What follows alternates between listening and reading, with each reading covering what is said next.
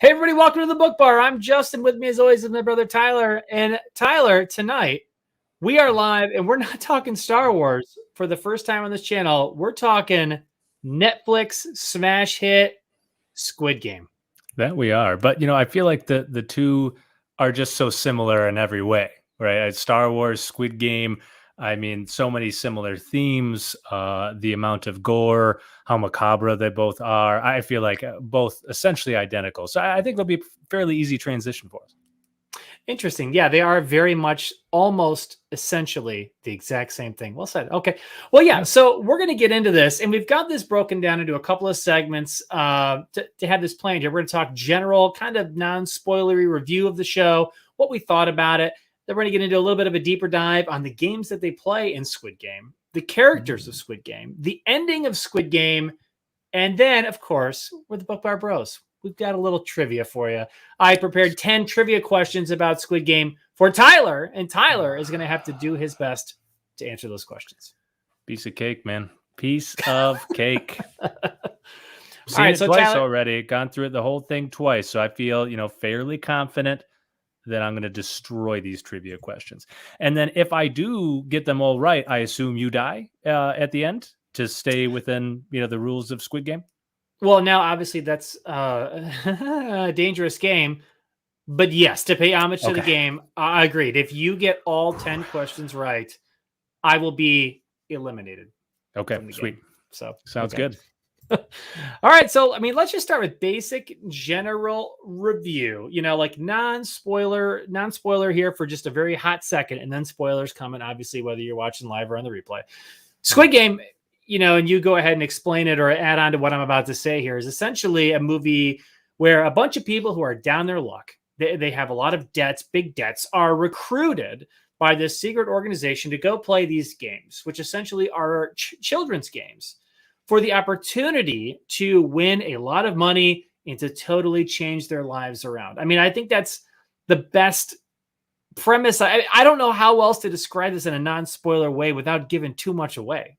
Do you know what I mean? You got to experience the Squid Game because things get pretty messy. But yeah, that's essentially it. It's just a bunch of people getting together, playing some kid games, having a good time. I think it's something you should watch with your family. Yeah, make sure have grandma there, have the kids there, and just sit around and watch a bunch of people enjoy some good games for some high stakes. I think it's great. Yeah, definitely make sure grandma's there. So now I will say, I expected it to be gory, or kind of, I knew there was going to be killing and things like that. And I feel like it was gorier than I expected. And I feel like not everyone thinks that. Not everyone says that. I even read a few reviews where they said it would be PG-13 if it weren't for just a little too much gore. And I thought, really? I thought there was tons of violence and gore to make this clearly an R-rated television show. Right.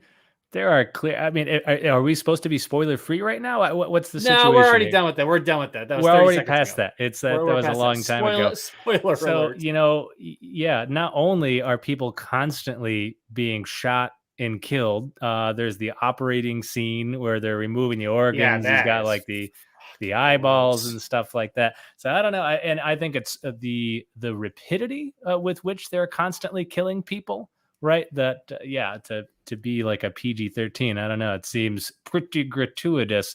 But at the same time, like I mentioned to you before, it's almost like a Quentin Tarantino Kill Bill amount of gore to where it's so over the top, it kind of doesn't bother you. Like you just you very quickly get used to it. Yeah, I would say. Yeah. So before we even get too far before we get too far down the road, right? There's two ways you could watch Squid Game. Right? You could watch Squid Game on the dubbed version. Okay, Pop said, you tell grandma it's in the 21 Family Feud. Yeah, then she'll study this thing. And you could watch it in the dubbed version, which is essentially, right, an American actor translating and reading their lines over while the other person talks. Or you can do it where they talk in their native tongue, their native accent, and then it's just closed captions on the bottom. So now I believe I watched the dubbed over version and you watched the closed caption version, right? I did. Yep. I watched it with subtitles.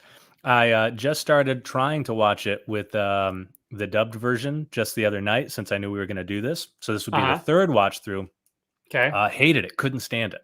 Isn't it super hard? I told you I had a hard time getting used to it in the beginning because it's so over the top. It's so over the top. And because you can just tell the actors' voices, like they're not feeling it in the same way that the characters are. So again, you know, the characters in Squid Game, even though I can't understand them, you can still like hear the emotion and passion in their voice, and it matches the scene well. And then you're reading what it is they're saying. Whereas when I'm watching the dubbed version, it's like I'm seeing that actor convey the emotion, but then the voice is totally disconnected from it. And not just, you know, because they're clearly not conveying that same feeling that the actor is. So I did not like the dubbed version at all. I went right back to the closed caption. I much prefer it. I've only watched it once through in the dubbed version. I'm telling you, it took some getting used to. And the worst one in the dubbed version, for anybody who's watched the dubbed version, is the crazy woman who is like partners for a while with the one gangster guy. Neo. What's her name? I don't remember, but like the dubbed version of her is ridiculous. It's so over the top, dumb, ridiculous. It's hard to even listen to her talk. Like you listen to her in the dub version and you just hate her, and you can tell she's being over the top as an actress in general, but that's her character. But I feel like if I could hear her normally, it would make more sense. But the dub version is so well. I will say she is over the top. Even her real voice, she is meant to be hated. She is insufferable. She's in the show. Yeah. So apparently the dub version, That's one of the few things that actually carries over in the dub version then, because she is absolutely insufferable in the show. And it's Han Mi Neo. Han Mi Neo was Han Mi Neo. Okay, if we're pronouncing it correctly. Yeah, she is a character where for like 2 seconds you're kind of like you're kind of on her side, right? She's begging, saying she didn't get to name her child, and you feel this little bit of sympathy for a split second, and then the rest of the show. Oh my God, it's nails on a chalkboard every time she speaks, because she's too much. It's like she's trying to manipulate people and play the game, but she's being so over the top, and it's such a joke where it's like no one will take her seriously. Right. And she's just suffocating everybody the minute they're in her orbit, that nobody can stand her. So she's like the most hated person in the game, in a game full of people that are pretty easy to hate. Right, like the one guy with the tattoo on his face. What's that guy's name too? You got to. Is it Daksu? Daksu? Yeah, Daksu.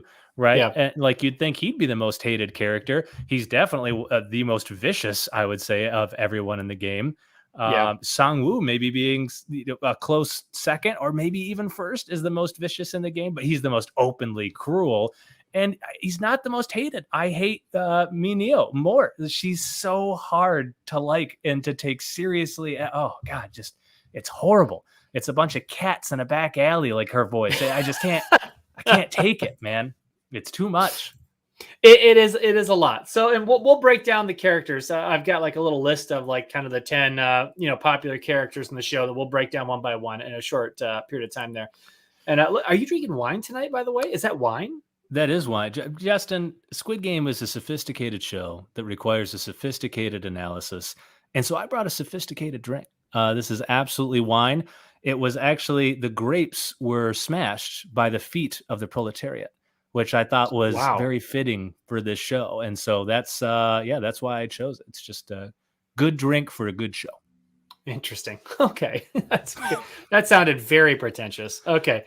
So, well, Justin, when you drink wine, you have to be pretentious. That's true. It says it right on the label. Drinking wine in general means you're being pretentious. If you look at the label, it just says like you have to be pretentious when consuming this beverage. I think it's like in the Surgeon General's warning thing. Yeah, you got to look. That's just that's the law. Like we don't control that. We don't control that. Nope.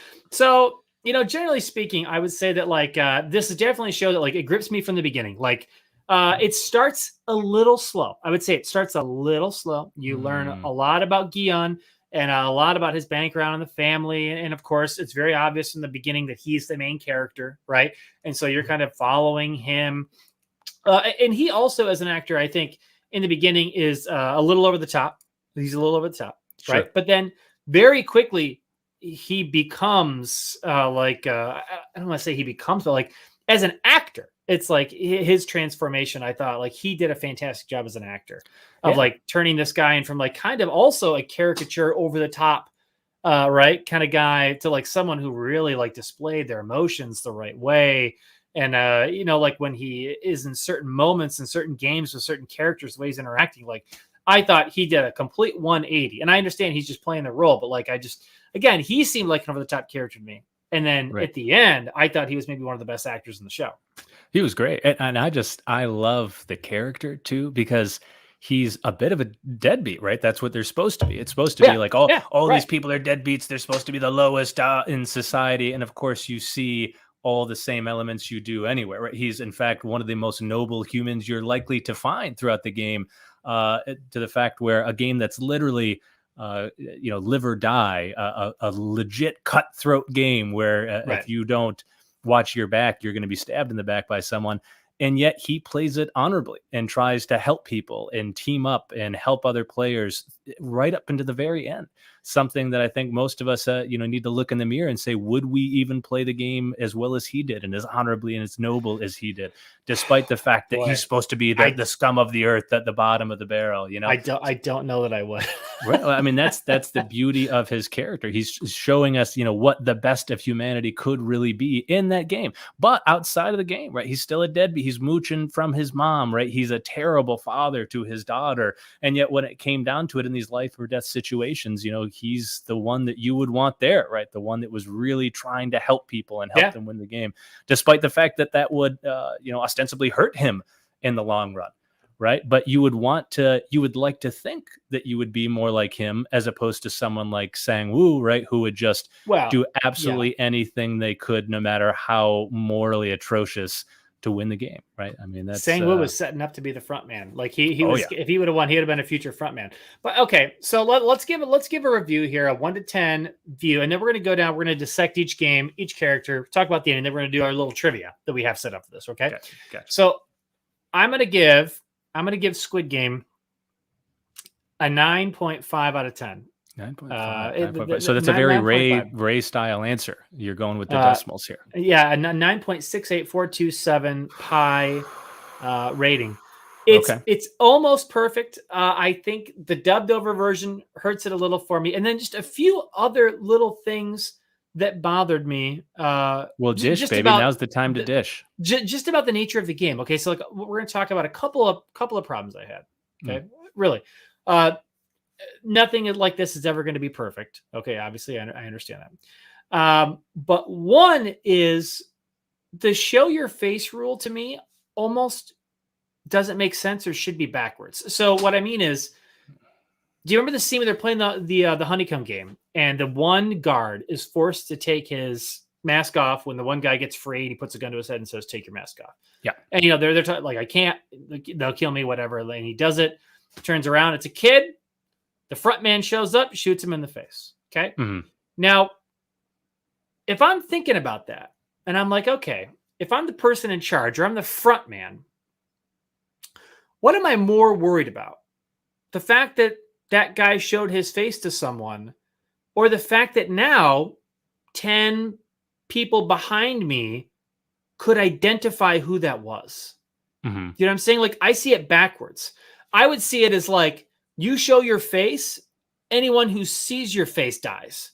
Because the problem would be that now anyone who was a guard there could identify that person as being on that island. And that's the problem. So you're saying he didn't go far enough. He should have killed more people.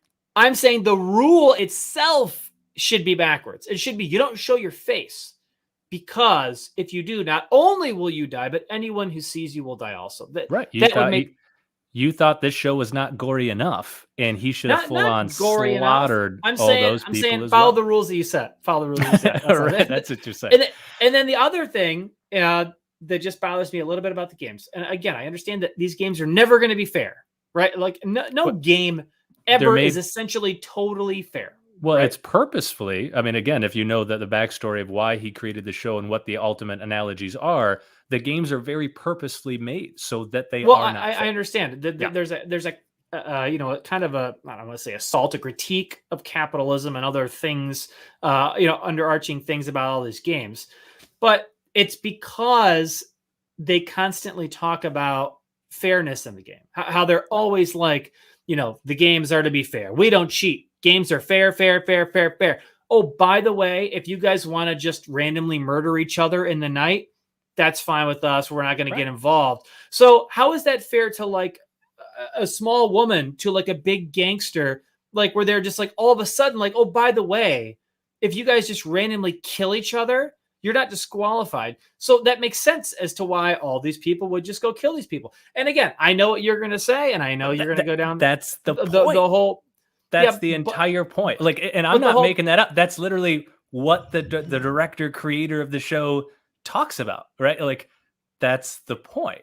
It's just like people in societies like ours. We say no, it's fair. It's fair. No, it's fair. And you're like, but it's not fair. Equal opportunities. Everybody has a chance. And it's, everyone can play the game, but it's not fair. Not everyone has equal access to resources. Not everyone starts from the same position.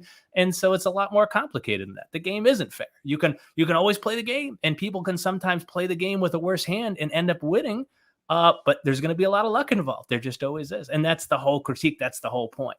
But that's part of the fun. It's, that's what the overarching story is. Yeah. So in any way, shape, or form, and there were some things that, just because we're gonna get into the characters and what, that we'll save that for later. That as I was watching through it, I had some predictions. Some of them were right, some of them were wrong. But there was one in particular that I called. I was very proud of myself. Usually my predictions are nowhere near right. Like, I remember in Game of Thrones. Do you remember this? I had a theory a long time ago that I thought that Arya was going to wear Jon Snow's face and come back as Jon Snow and lead everyone. That was nowhere near correct. Like I've had all these big theories, that never. I had a theory that Peter Baelish was alive, that Littlefinger was alive for the longest time, and to be honest, there was on-screen evidence that supported me. And then the writers at the end of Game of Thrones, right? They were like, "Who fucking cares?" They left so many open. Just loose ends. They are everywhere to blame for your bad theories. They are, because that is not on you. If they were good writers, they would have followed what I was. Yeah, exactly. Your theories would have come to fruition. That's what can you do about that? I'm glad that you and I are on the same page about that. So, totally agree with all right. So give me your review. Give me a 1 to 10 review. Do points, whatever you want. Do rate decimal points, and it may be just critiques. If it's not a perfect 10, why isn't it a perfect 10? Sure. So I would give it, in typical Ray fashion, in 8.8765321120. Interesting. You know what? 21002 is how I'd went. Sorry, I messed it up that first time. I thought you were gonna round it to 8.9. Okay. Yeah, no, and so that's what I would give it. I really enjoyed the show. I didn't really hear much about it at first. I just saw a preview, so I watched it as soon as it came on Netflix. Excuse me. As soon as it came on Netflix, it hadn't blown up yet. But I watch like foreign language films and stuff all the time. I like creepy, weird sci-fi that I watch all the time and stuff. And so that popped up. I saw You're very creepy. Right. And so I watched that and I'm like, yeah, this seems really cool. And fell in love with it right away. Just completely devoured it. Was watching bits of it during my lunch and just went through it right away. Then I had to make Carrie watch it. So then we watched it together again. And then it absolutely freaking exploded into this huge thing. So I loved this show, but there are many problems. So I would say that there are some bits of acting that I think are a little rough, like you touched on, that hurt it a little bit. And again, there are. I try to give my pass because I watched the dubbed version and I think it's not fair. I don't think I have a fair analysis of how the acting really was for that. Yeah, reason. I think you got to watch the subtitles for it a little bit better to appreciate some of the acting, hear some of the emotion in their voice. But I think still there are some moments where it lags a little bit. There are also a few moments that maybe are explained, but to me in the moment seemed like they weren't, and I didn't really like it. So for instance, there was this moment where the doctor escaped, right? The doctor escaped and the one guy's chasing him down, shows his face and says, I don't want to kill you. I want you to get out of here too. Right. Which makes sense. And then after putting his gun down, walks up behind him and then tries to stab him to kill him. And I'm kind of like, well, but you had a gun, just shoot him, say that he was escaping. And then that was the thing, right? So was he trying to be, I forgot about that. And you're right. I'm like, that makes no sense. Did not follow that at all. Sense. Is it that he's trying to keep it quiet, or there's already been gunshots like all over the place? What are you trying to keep quiet at this point? If people have heard, they've already heard. You're going to have to make up a story regardless. If you just stabbed him in the back, you know what I mean? Why not say he escaped or he attacked you and so you shot him? That makes a lot more sense, and then you don't have to get close to the person with the knife. So I don't know. There was a few things like that I didn't buy. Some editing that to me is always annoying. So like when she's when what's her face is up in the vent, I forget her name. You know what I'm talking about? She sees the sugar being melted. What's her name? Sybiuk. Yep. So she's up there, and they're doing the thing where it's taking way too long, and Miao is like trying to come up with all these excuses, and then she's like still looking through the grate, and then the guy comes in, and she's already down in there, and it's like I always hate those editing things because I feel like it's such a cheat, right? They try to build up the emotion like you're running out of time, you need to get back. But like it really doesn't matter. She's not even close to coming back, and then he opens the door in the next frame, and somehow she's closed the vent. There. She's down there. She's holding toilet paper. Down. She's ready. He didn't notice. Right. And he didn't notice. He didn't hear anything. Right. Yeah. And it's like that would have taken a lot of time. So that means that you were showing us clips of things that were actually had happened before that. You know what I mean? It's just I think that's a little cheating. They didn't do that very often. I know the scenes you're pointing out are the scenes that I point out to like these are small things. The flaws that like I don't like that they do. Again, a Game of Thrones comparison, the fake out deaths, especially in the final season, like the Battle of Winterfell in particular, where it's just everyone's in dire, and there's 1,000 whites on them, and then they cut away and you come back and then they're just like fighting one white and they're alive. And it's like, well, what happened? That's just bad storytelling. That's bad directing. I hate that stuff. Okay, so this is a good point. Templar says he could pull that off. He has ninja training. I think that's fair. So we don't know whether or not she had ninja training. I think it is. I'm pretty sure. Templar, are you a ninja? Well, let us know in the chat. You know what, everybody in the chat, let us know if you're a ninja or not. Throw it out there. We'd like to know. But that's true. That's essentially what you'd need. You'd need some Ninja Turtle level ninja skills to pull off what she pulled off in that amount of time. And I would agree. And those Ninja Turtles were no joke. You remember the one scene where they have the bells all over the mannequin, and then the smoke goes. Ninja Turtle runs out there, grabs all these, grabs every single one of them, puts them in the other person's hand without making a single sound in like a fraction of a second. So if she were a Ninja Turtle, then I would buy that she somehow got back, got down, closed the vent, got the toilet paper, put herself in a perfect position in time. If she were a Ninja Turtle. If she's Raphael, no big deal, no problems. Yes, exactly. And maybe that's a reveal for season 2. We don't know yet.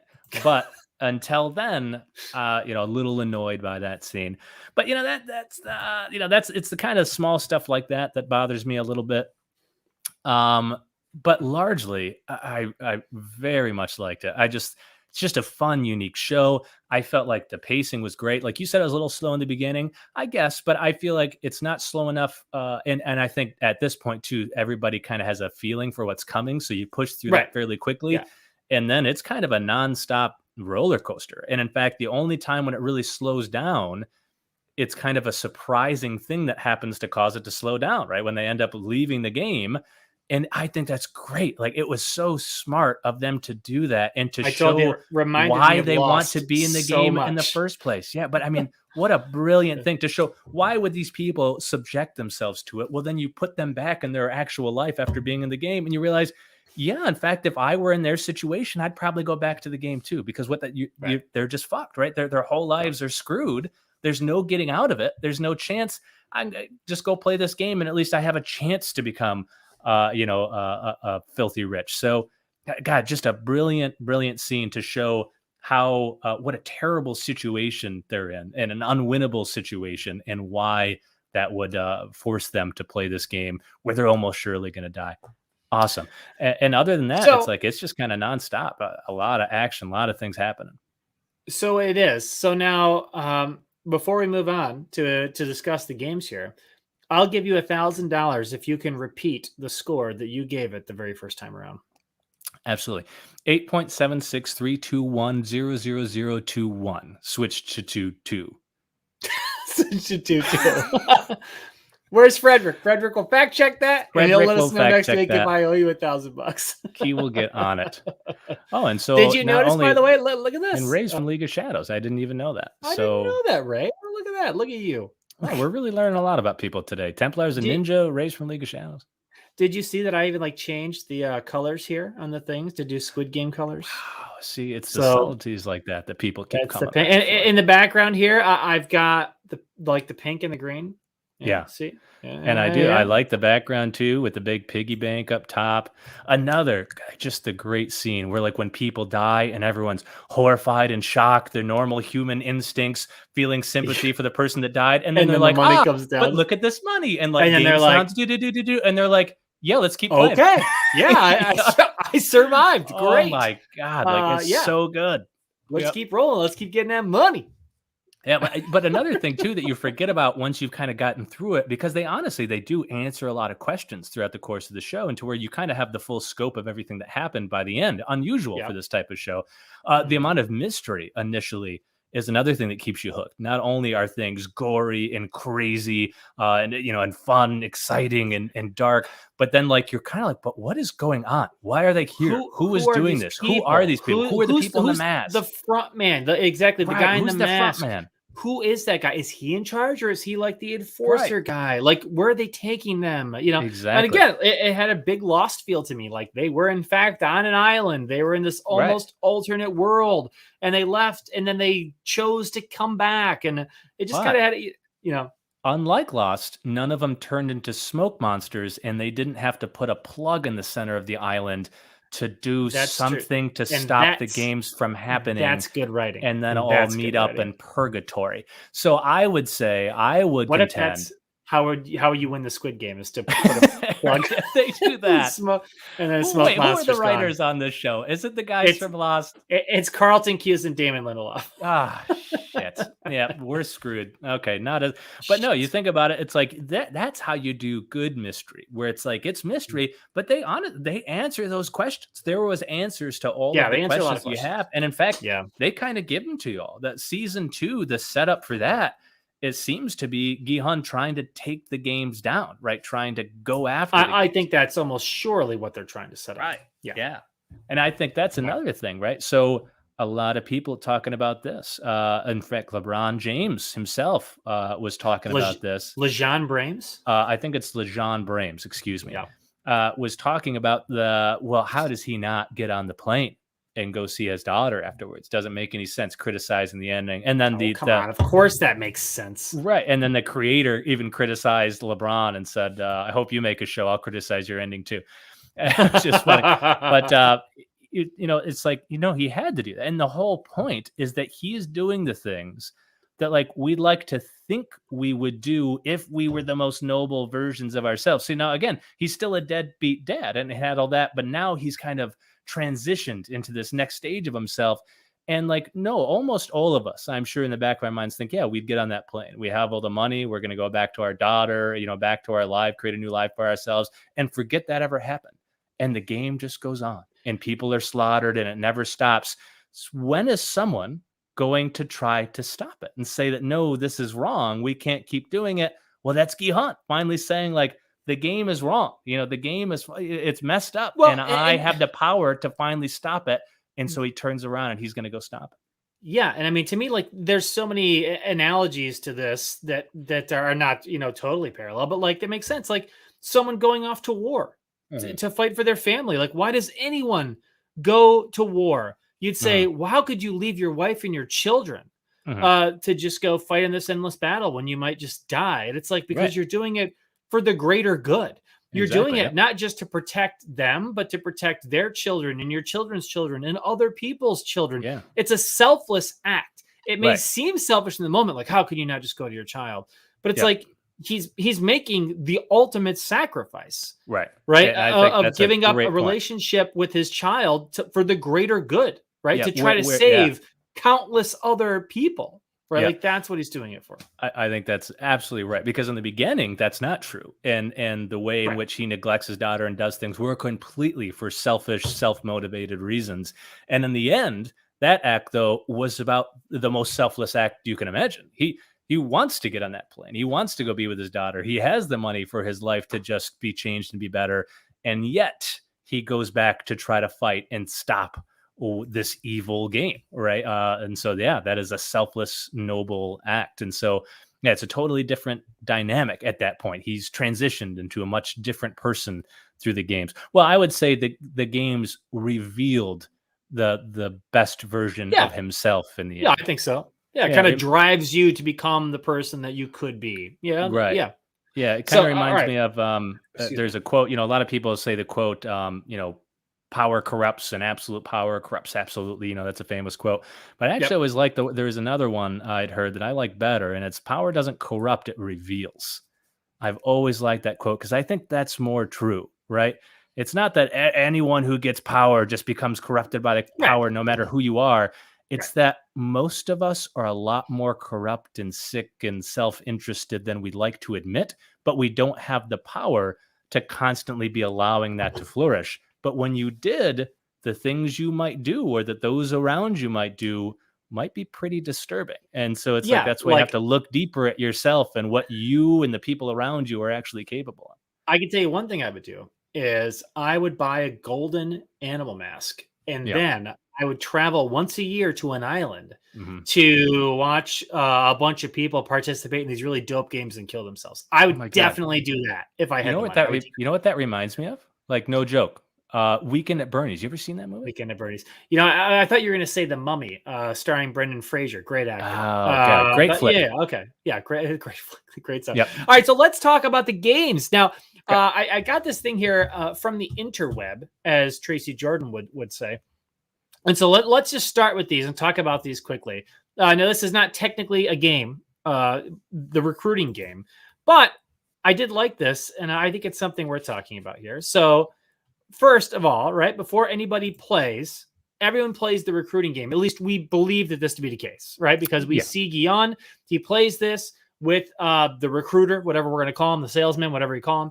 Yeah. And you play this game, and it's called like, it sounds like Dedrick from Star Wars, but it's not. I was just going to say that. Yeah, but that's not what it's called. But it's not what it is. It's something so close. The envelope smashy game. Envelope smashy game.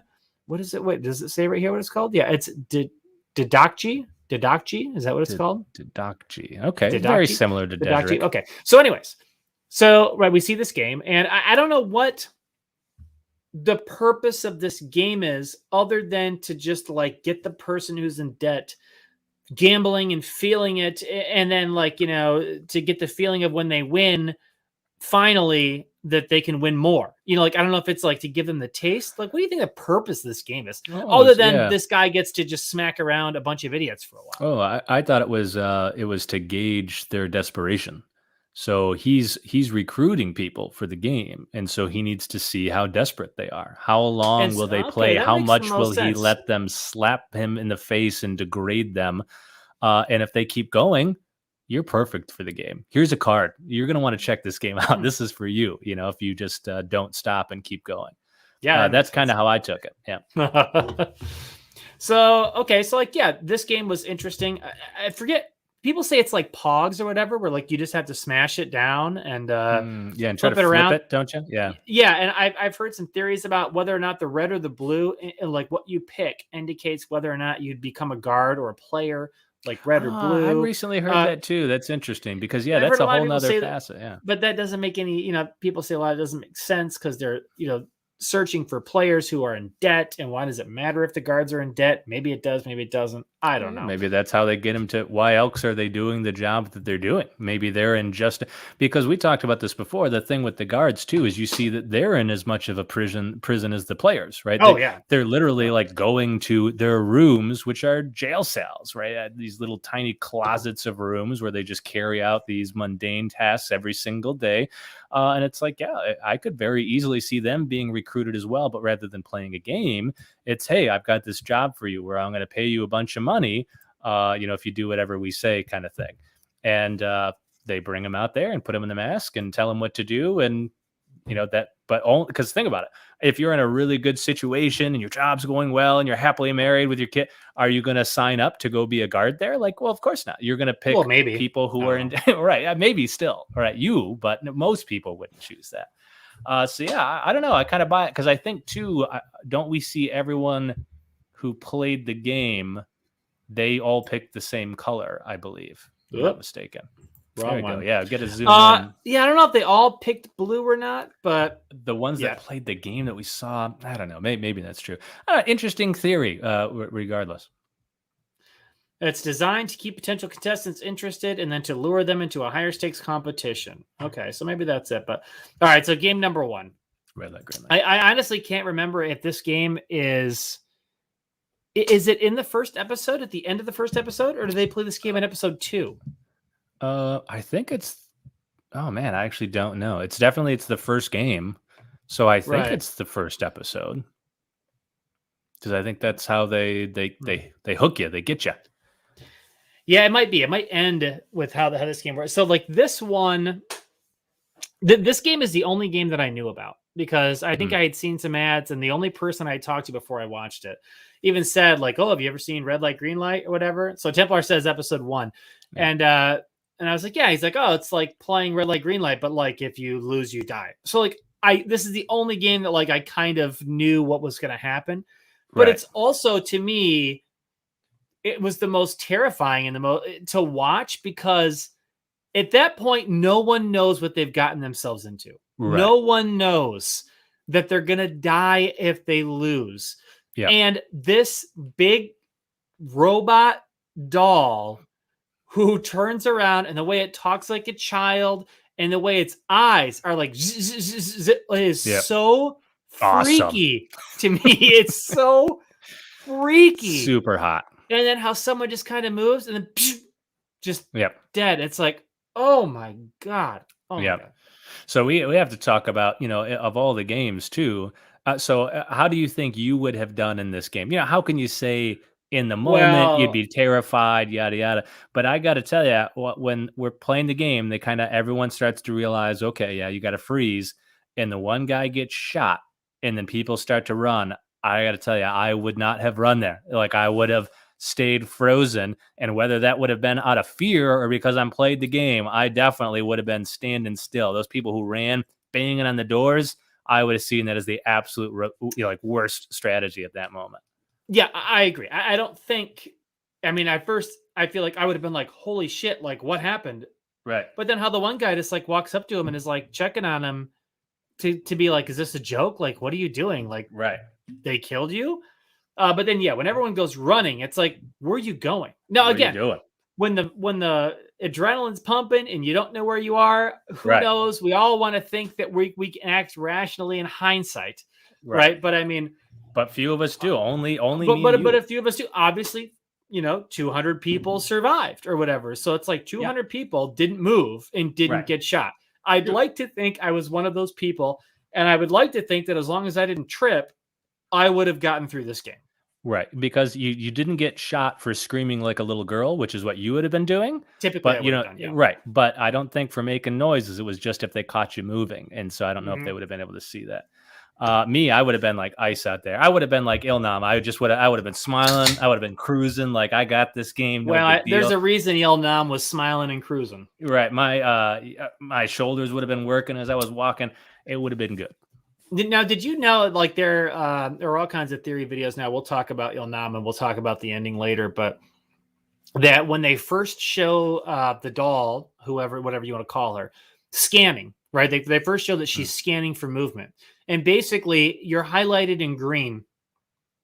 Oh yeah. If you have very minimal movement, right? And it's only until you move too much that then you become highlighted in red, and then you are sniped from one of the mechanical guns or whatever.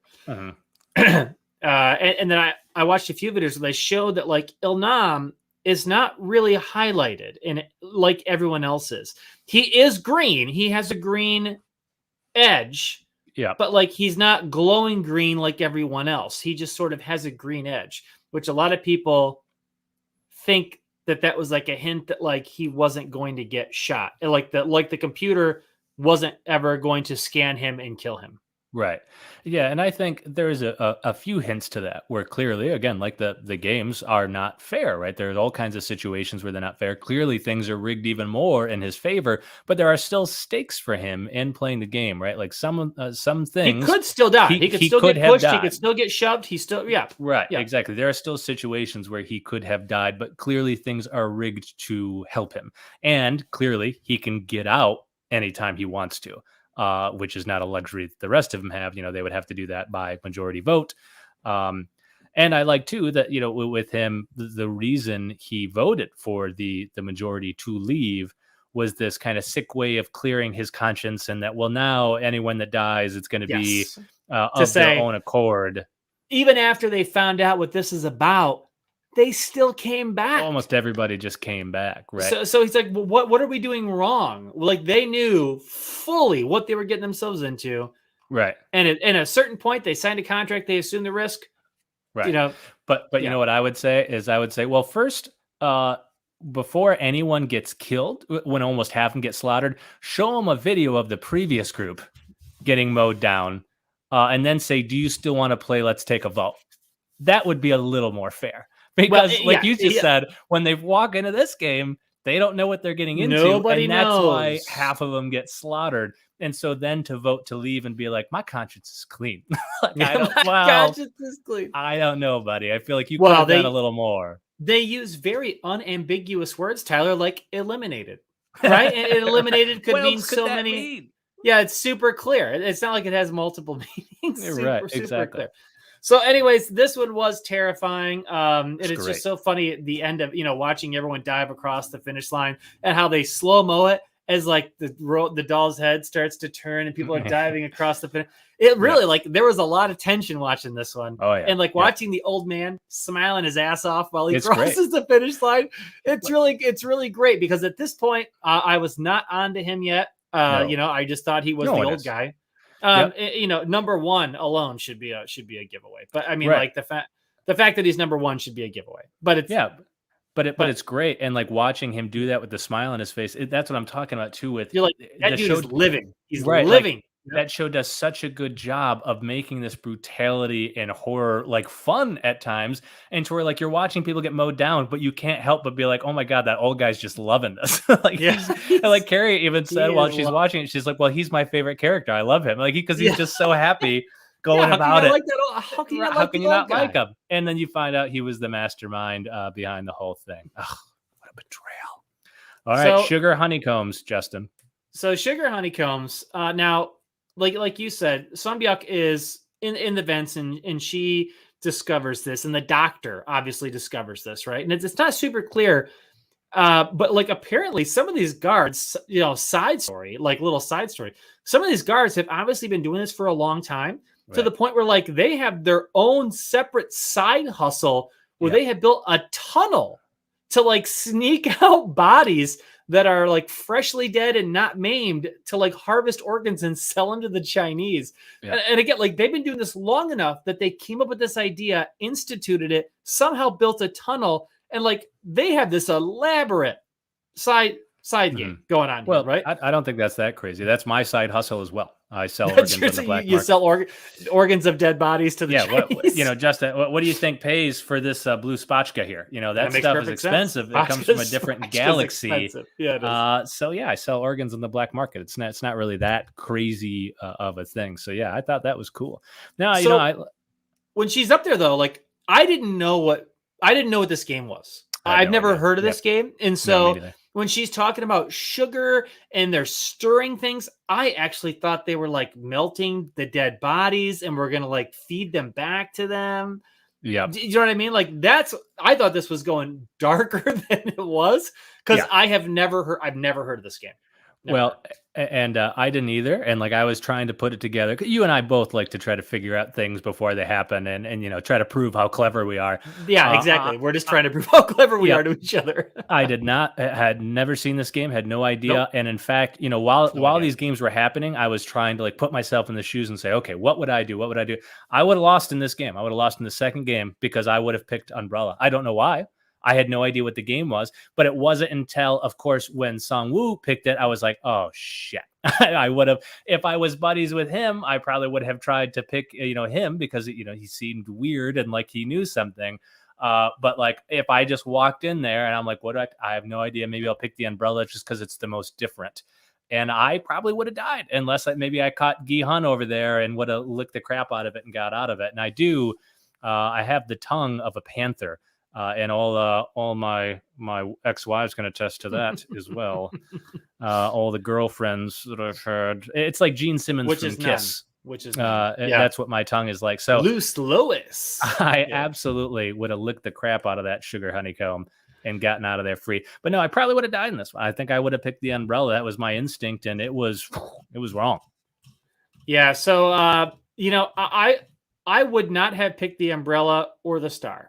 And so I didn't know what this game was, but when I saw it, I thought it just seems like some of the shapes are easier, and I don't know why. I don't know for no reason. Like, it's just something where, like, you say you picked umbrella, and I would say I would have picked the triangle or the circle or whatever it was. Yeah. I just looked and I was like, star? Like, what would they do with the star? That seems more difficult. The umbrella seems difficult. But like, it ended up obviously being huge. Gian, of course, got out of it by realizing that he could lick it, and then he only had to dissolve so much around much quicker. Yep. And so good for him. But like, I had never heard of this too. Now, here's another question I have for you, as far as like things that sort of get missed that bother me. Now, I could be wrong. So correct me if I'm wrong here. But Ilnam, right? Ilnam had star, right? Didn't he have a star? Yes, he chose star. He chose star. And from what I recall, he was super struggling with the star. And I don't think he started licking the star until Gian started licking the umbrella, right? Yep. And so then my question is, one, would they have killed Ilnam had he not watched Gian do that? And one, or is the failsafe in this instance, everyone else dies first and then he simply isn't killed? Do you know what I'm saying? Because as people are failing, they're dying. And so eventually, Ilnam would just wait till the end and he'd be the last person not executed. You know what I'm saying? Because it seems like the only reason he beat the game is because of Gian. Right. I don't know. It's tough to say. I could see that. I mean, there are clearly other games, which we're going to get to, where the stakes seem very real. I don't really know how he would have gotten out of it had he lost. And so this might have been that instant. He might have chose star because he wanted a bit of a challenge, but it's not the hardest shape, but it's definitely harder than, say, like the circle or something. Maybe it was he was given one that was already kind of pre-scarred, right? Maybe it was that, they could have just killed everyone else and then done him last and then not killed him. Yeah, who knows? Not really sure. Yeah. So anyways, didn't know what this game was. Don't know. You see, Templar right there. He says his first thought, lick the cookie. Obviously, it's a no-brainer. You just you get a cookie. You just fuck it. You should have done is you just eat the whole thing. Does that mean you lose automatically? I don't know. I don't know because they can't see if it's broken or not. You could say I swallowed it whole. You don't know. So all right. So next game here, Just, what do we have? So here we go. Now we've got Tug of War. Now this is a good one here. Tug of War is absolutely my bag. I have never lost a game of Tug of War in my life. This is a game I would have won. And I told you, being dead serious, we talked about this before too. The little move where they ran forward to trip him and pull back. I was thinking of that immediately the whole time. I was thinking of that the entire time. I was like, I would tell everyone. A kid. Me too. Yeah, exactly. So what you do, you act like you're getting ready to pull, you do it, and you get everyone to they fall, and then boom. Exactly. You got to sell it. You tug a little bit at first, and then let them all fall down, and then run backwards as hard as you possibly can. They're skidding, trying to get a grip. You can win right there, actually, really quickly sometimes. Sometimes they recover, but it's like, that's a move, baby. And so I was thinking that the entire time, and sure enough, that's what they did to win. So had I licked the umbrella enough to escape like Gi Hun, umbrella game, got this one in the bag, no problem. Yeah, so this one in particular, right? It's like, now this is funny. Jeremy says this is where he dies. Okay, Tug of War is Jeremy, where he come died. on, you're stronger than that. You're stronger than that. Or Templar, yeah, Templar. But this particular game, it's like you see it, and then all of our heroes are on one team. I say heroes. All of our main characters on one team. And then we have the no-name team, and then they get against each other, and it's all a bunch of guys. And you're like, well, first of all, the team full of the main characters is not going to die, right? They're not going to die. Right. So then the question becomes, how do they win? And is it with strategy? Is it with luck? Is it with cheat? How are they going to cheat? What's going to happen? And then, of course, who gives the strategy speech? Right. Il-Nam gives the strategy speech about what to do, how to do it, yada, yada, yada. But, of course, it's saying Wu, who gives the little tip, the fall forward tip. You had several women and old man on that team. They were at a big strength disadvantage. Mm-hmm. And they do end up winning, obviously, with all their tactics, the stumble tactic, whatever. Obviously, you got to be tricky in Tug of War. It's not just about brute strength. That's true. It's true. But I mean, for me, it's both. I mean, I don't have to use those techniques. You're the total package, Tyler. You're the total package. I'm the total package.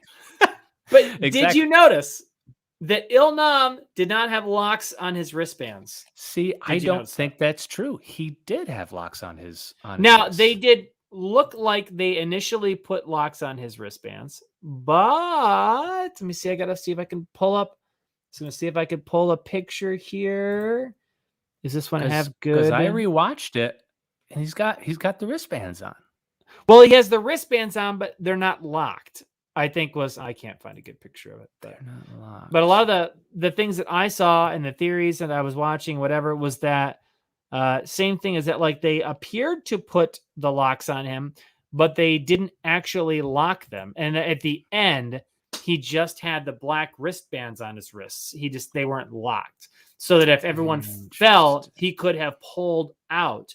And then again, it's like, it's his game. So like, who fucking cares if everyone else dies? Or he could just be like, oh, I slipped out. My wrist slipped out, whatever. But I guess I have to see a picture of what the locked bands look like versus what the unlocked ones It's subtle and it's not super clear. Like his wrists are like sideways, I think, in the picture. So like, it's not meant to be super clear. You're not supposed to be able to just look and be like, oh, his locks are totally gone.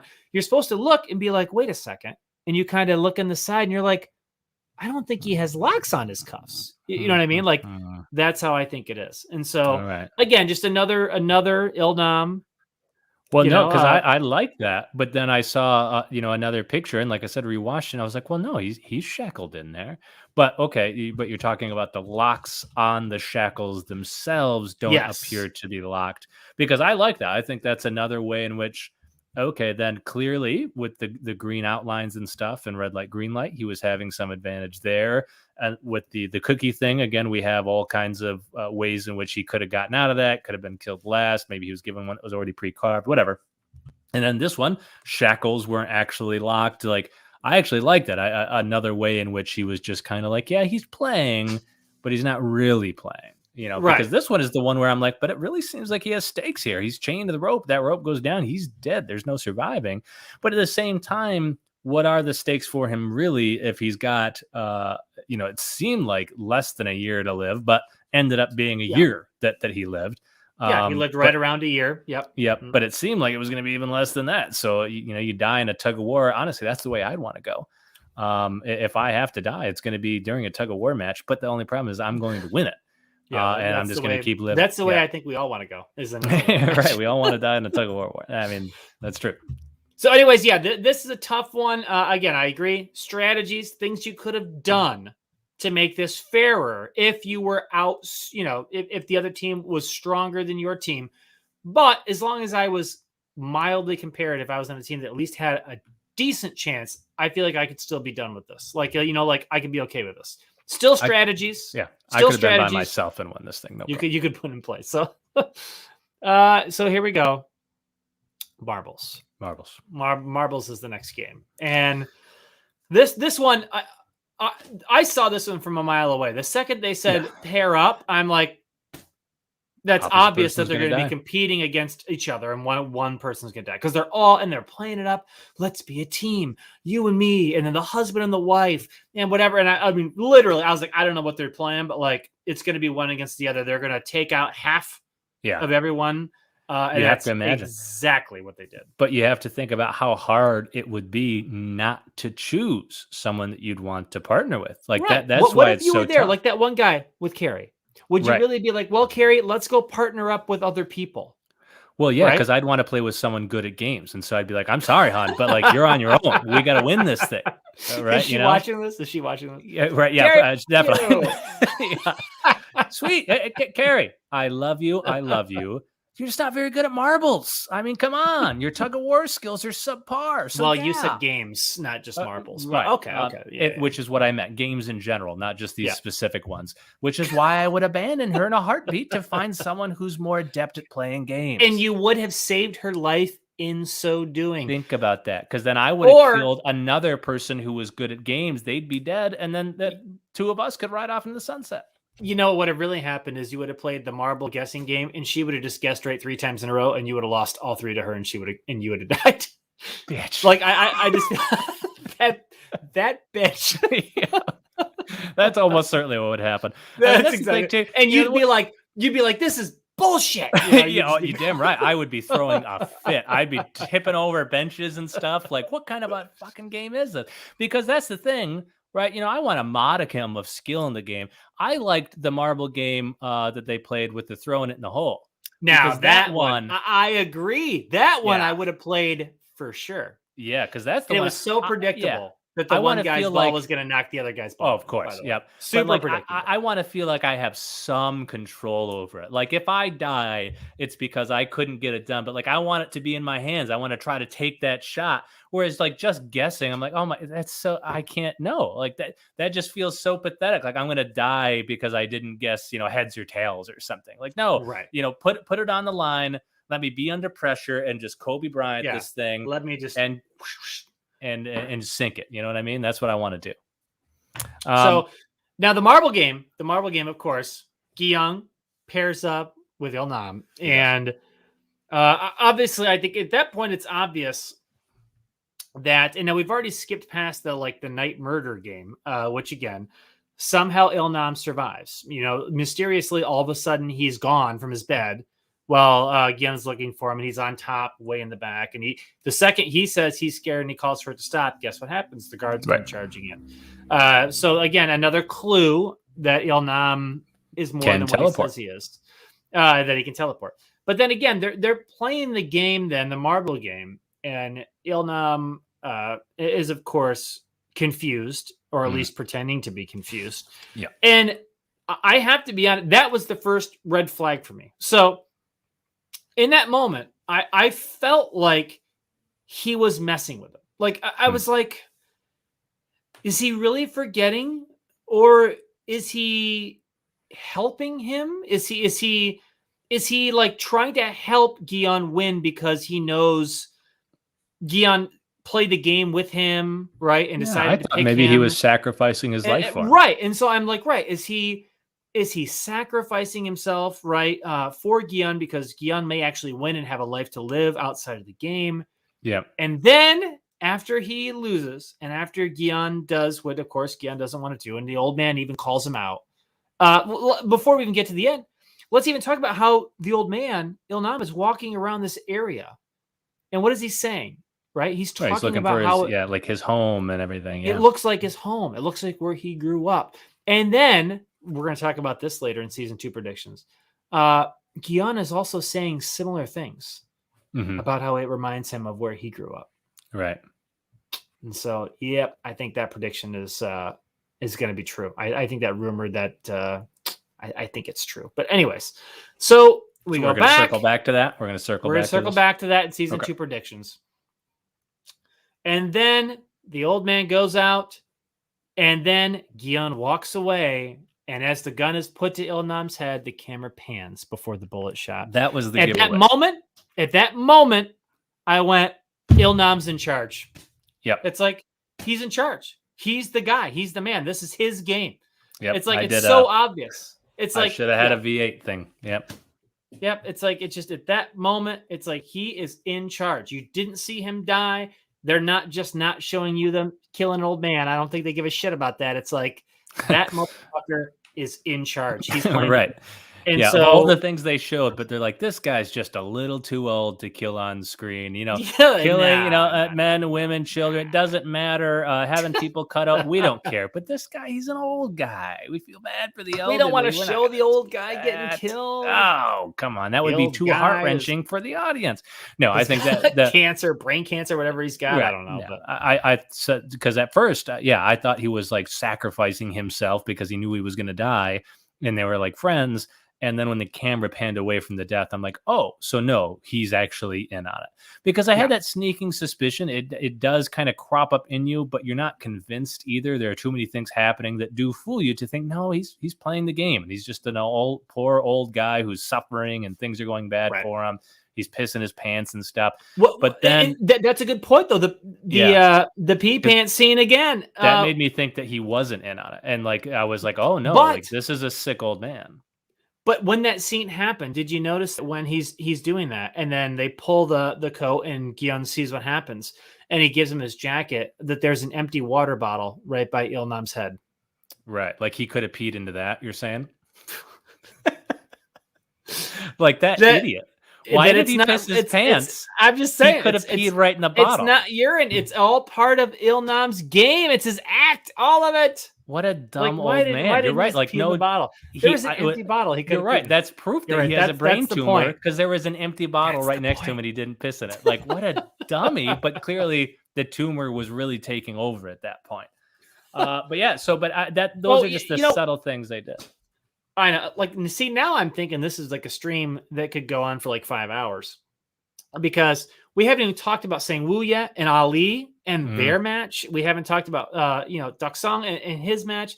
There's really so much to cover. There's a lot to get to, but hey, we can always talk about it in another stream as well. Let's keep getting through these games, baby. You're damn right we can. You're damn right we can. Here we go. All right, marbles. Now we're moving on to what is essentially they're calling hopscotch. Now, hopscotch. This game is arguably, it's won or lost in the pick. Arguably the most unfair game, because as you said. Now let me ask you a question. I know it's always hard to be honest in hindsight. When they came out and they put out those jerseys, and it was 1 through 16, okay, and it was like, pick which number you want. Yep. My initial inclination was, I want to be like 8th or 9th or 16th. Like, I want to be right in the middle, or I want to be last. There's no way, given what I have seen so far, that I want to be first. I don't know how that could possibly benefit me. Yeah. Do you know what I mean? For me, I would not have wanted to be first or last, but I also didn't want to be towards it, because we talked about this before too. So yeah, same thing. Because I tried to like play the game as what if I were really there, and so I had if I had my pick of the litter, I would have picked between the middle and the end, right? So like I might have safe place. Yeah, I'm going to say, and you would have been right 11, on the edge 12, of surviving. But I probably would have died still, because it's really because I would have picked towards the end, but I would not have picked the end. I wouldn't have picked 15 or 16. I would not have been towards the middle. I'm sorry, towards the beginning at all. No way I would have picked 1, 2, 3. No way I would have picked 2, 3. I would have ran towards because backside. To me, it was whatever the game was. Obviously, we can conceive of games where being first is absolutely, you're going to win if you do that. You want to see what's going to happen. But all things being equal, I want to see what happens first. And if I see what happens and go, well, shit, I'm dead. At least now I know. I don't want to walk into something I don't know what it's going to be and then just die because I didn't know what was going to happen. And so, like, all things being equal, I wanted to be a little more towards the end. But I also didn't want to be last, because there's just something about being on the ends, like first or last, which seemed like, no, I want to be a little safer than that, hedge my bets a little bit. And so pulled it in. But I still, based on how things played out, still probably would have died. Because again, something like an 11, seemed like a good number to me. A 12 would have seemed fine, depending on how it all played out. Which, as we see, only a few people made it in the end. So what would it have been? 16, 15, 14? Yeah, only 14, 15, 16 made it through. And to me, like 12 was a good number. 13 may have made it through, but 13 was pushed, and then they shut the lights off. Yeah. I think I would have died in this one too. However many squares it was, like 15 squares or something like that, 15, 20 squares. But I remember at one point, you're just thinking, one or the other, like get lucky a couple times, flip a few coins. But it's like, you don't realize how astronomical the odds become so quickly. And at one point, there's a scene where the one guy who was like a teacher, a mathematician or something, right? Yeah. Where it's like, what was he, like number 4 or 5? And he's like 5, 6, planes down. And he sits there in his head real quick and he does the math. And he's like, blah, blah, blah, blah, blah. And he's like 1 in 33,000. Oh, yeah. And he just starts laughing and he's like, my odds of guessing right are 1 in 33,000. Well, but that should make sense to everyone, because I know it seems like, oh, it's just 50-50 kind of thing, but you have to think about how those odds pile up. So think about it this way. Imagine that I wrote out on a board 15 heads or tails that I picked, right? So I picked, okay, for number 1, I pick heads. For number 2, I pick heads. For number 3, I pick tails, yada, yada, yada. And I say, okay, Justin, you're going to flip a coin 15 times, and you have to flip exactly what I just wrote down each time. And if you don't, you die. What do you think your odds are? Let me tell you. Yeah. Very, very, very, very low. 1 in 6. It's not 1 in 6. Are they not 1 in 6? What do you mean they're not 1 in 6? It's not 1 in 6, Justin. It's 1 in 7. You were so close. Math sucks. I hate math. But so it's like, yeah, your odds are, whatever it would be. If we had a calculator right here, right? 1 in tens of thousand, right? 50,000. Well, it's just your odds are not good, because it's not 50-50. It's 50-50 there, but then it's times 50-50 on the next one. So times 1/2, then it's times 1/2 in the next one, then it's times 1/2 in the next one, then it's times 1/2 in the next one. So it's 2 to the 15th, which is a big number. It's crazy, crazy, crazy odds. But let me ask you this. So let's say you were number 4 or 5, whatever this guy was. Okay. And we're looking at the picture right here. Okay. Yeah. Would you have tried, if you were him, to just like walk on the beams, or because like if you walk on the beams and they decide to like blow all the planes or shoot you, or that plane. Yeah, you were dead anyways, right? So I'm like, why not walk right down the middle, or kind of like jump from like the corner to the corner to the corner on the beam corner to where you have the beam, and it's like worst case scenario, you're already dead. Right? Your odds are already you're already dead. Yep. So, worst case scenario, you're also dead. Best case scenario, they don't shoot you and you actually make it across. Yeah. And I'm actually surprised no one else tried to, because in the other games, everyone has tried different strategies and everyone's tried little ways to bend the rules to skirt the game or bend the rules. Right. But like no one tried in this one, other than people were pushing people, forward. Yeah, no, I completely agree. When I saw that, I was like, yeah, I would try to at least be landing on the beams, thinking if it broke, I could at least get a little bit of traction and maybe fall over on the other beam to grab it and save myself. Yeah, nobody even grabbed a beam, which I thought was weird. Right, and it's like that's what I would not have been jumping in the middle. However, you do have to think you're a long ways up, and so this is the thing that finally made me think, well, actually, now I kind of understand it. Imagine being, several stories up in the air where a fall kills you, and you're jumping on glass platforms with tons of space between them. You're going to try to jump towards the edge. Like, I feel like human instinct would also make you want to jump towards the middle, because it's already a scary jump, right? Just jumping platform to platform would be scary, let alone trying to jump to the edge of said platform where you could slip and fall and die.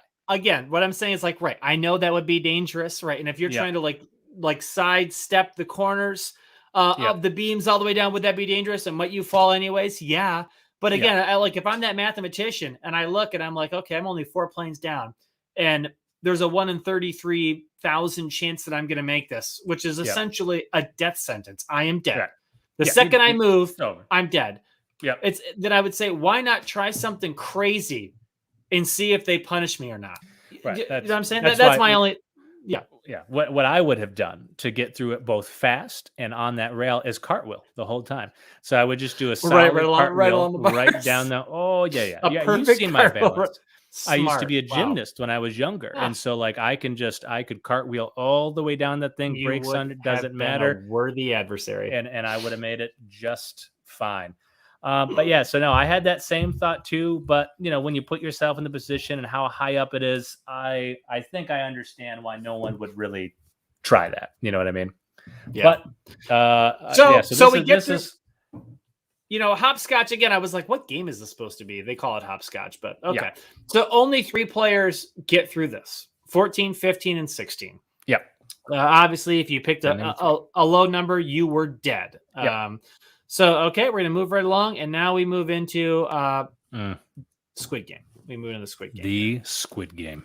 The Squid Game. I can't get my cursor to like stop this somewhere closer, but it's too okay. Anyway, there we go. So now, however the convoluted rules of Squid Game actually work from the beginning, it's funny too. I watched the first episode, I think, and then I talked to the guy at my work who had seen it, and I was like, okay, very basic, obviously understanding of storytelling. I was like, the main character guy, right, is obviously going to make it to the end.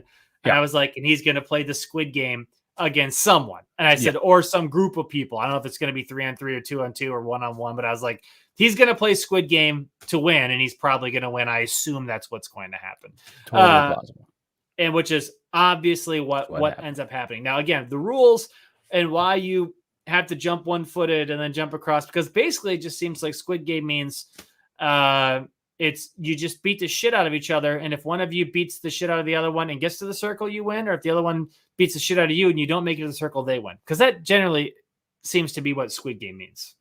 Yeah, because the jumping on one foot, I think it's supposed to be so that essentially the defenders can always put themselves in a position to block you.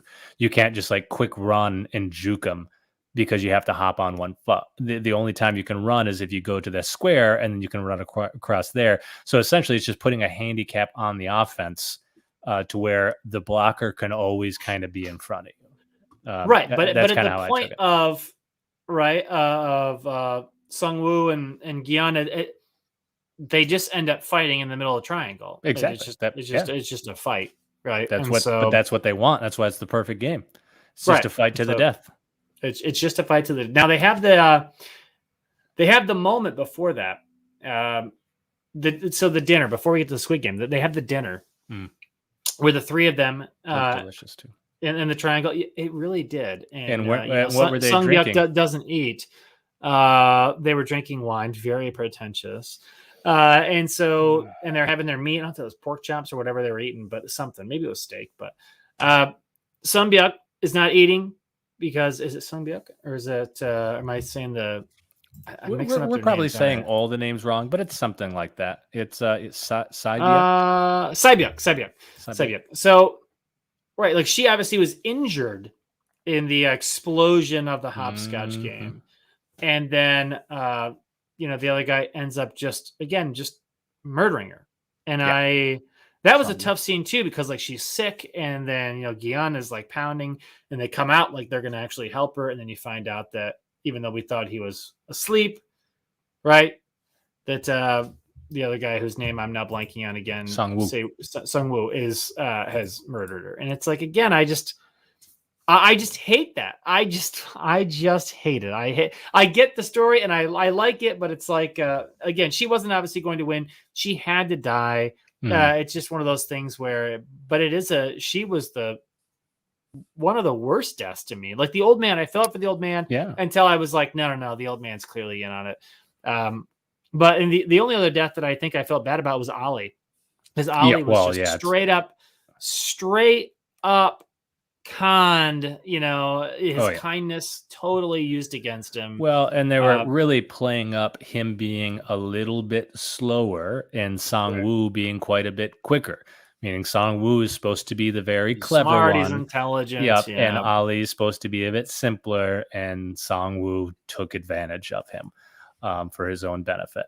And I mean that was a heartbreaking scene. But yeah, watching Baek die, I thought that was painful, especially because she's one where she comes off as this hard ass to start, and then slowly but surely it becomes so human. She's one of the most likable and interesting characters in the show. And so to see her go out like that is a really tragic. And so it's amazing too how they can still make you feel things for all these characters' deaths, despite the fact that you've just seen so many people die over and over and over again.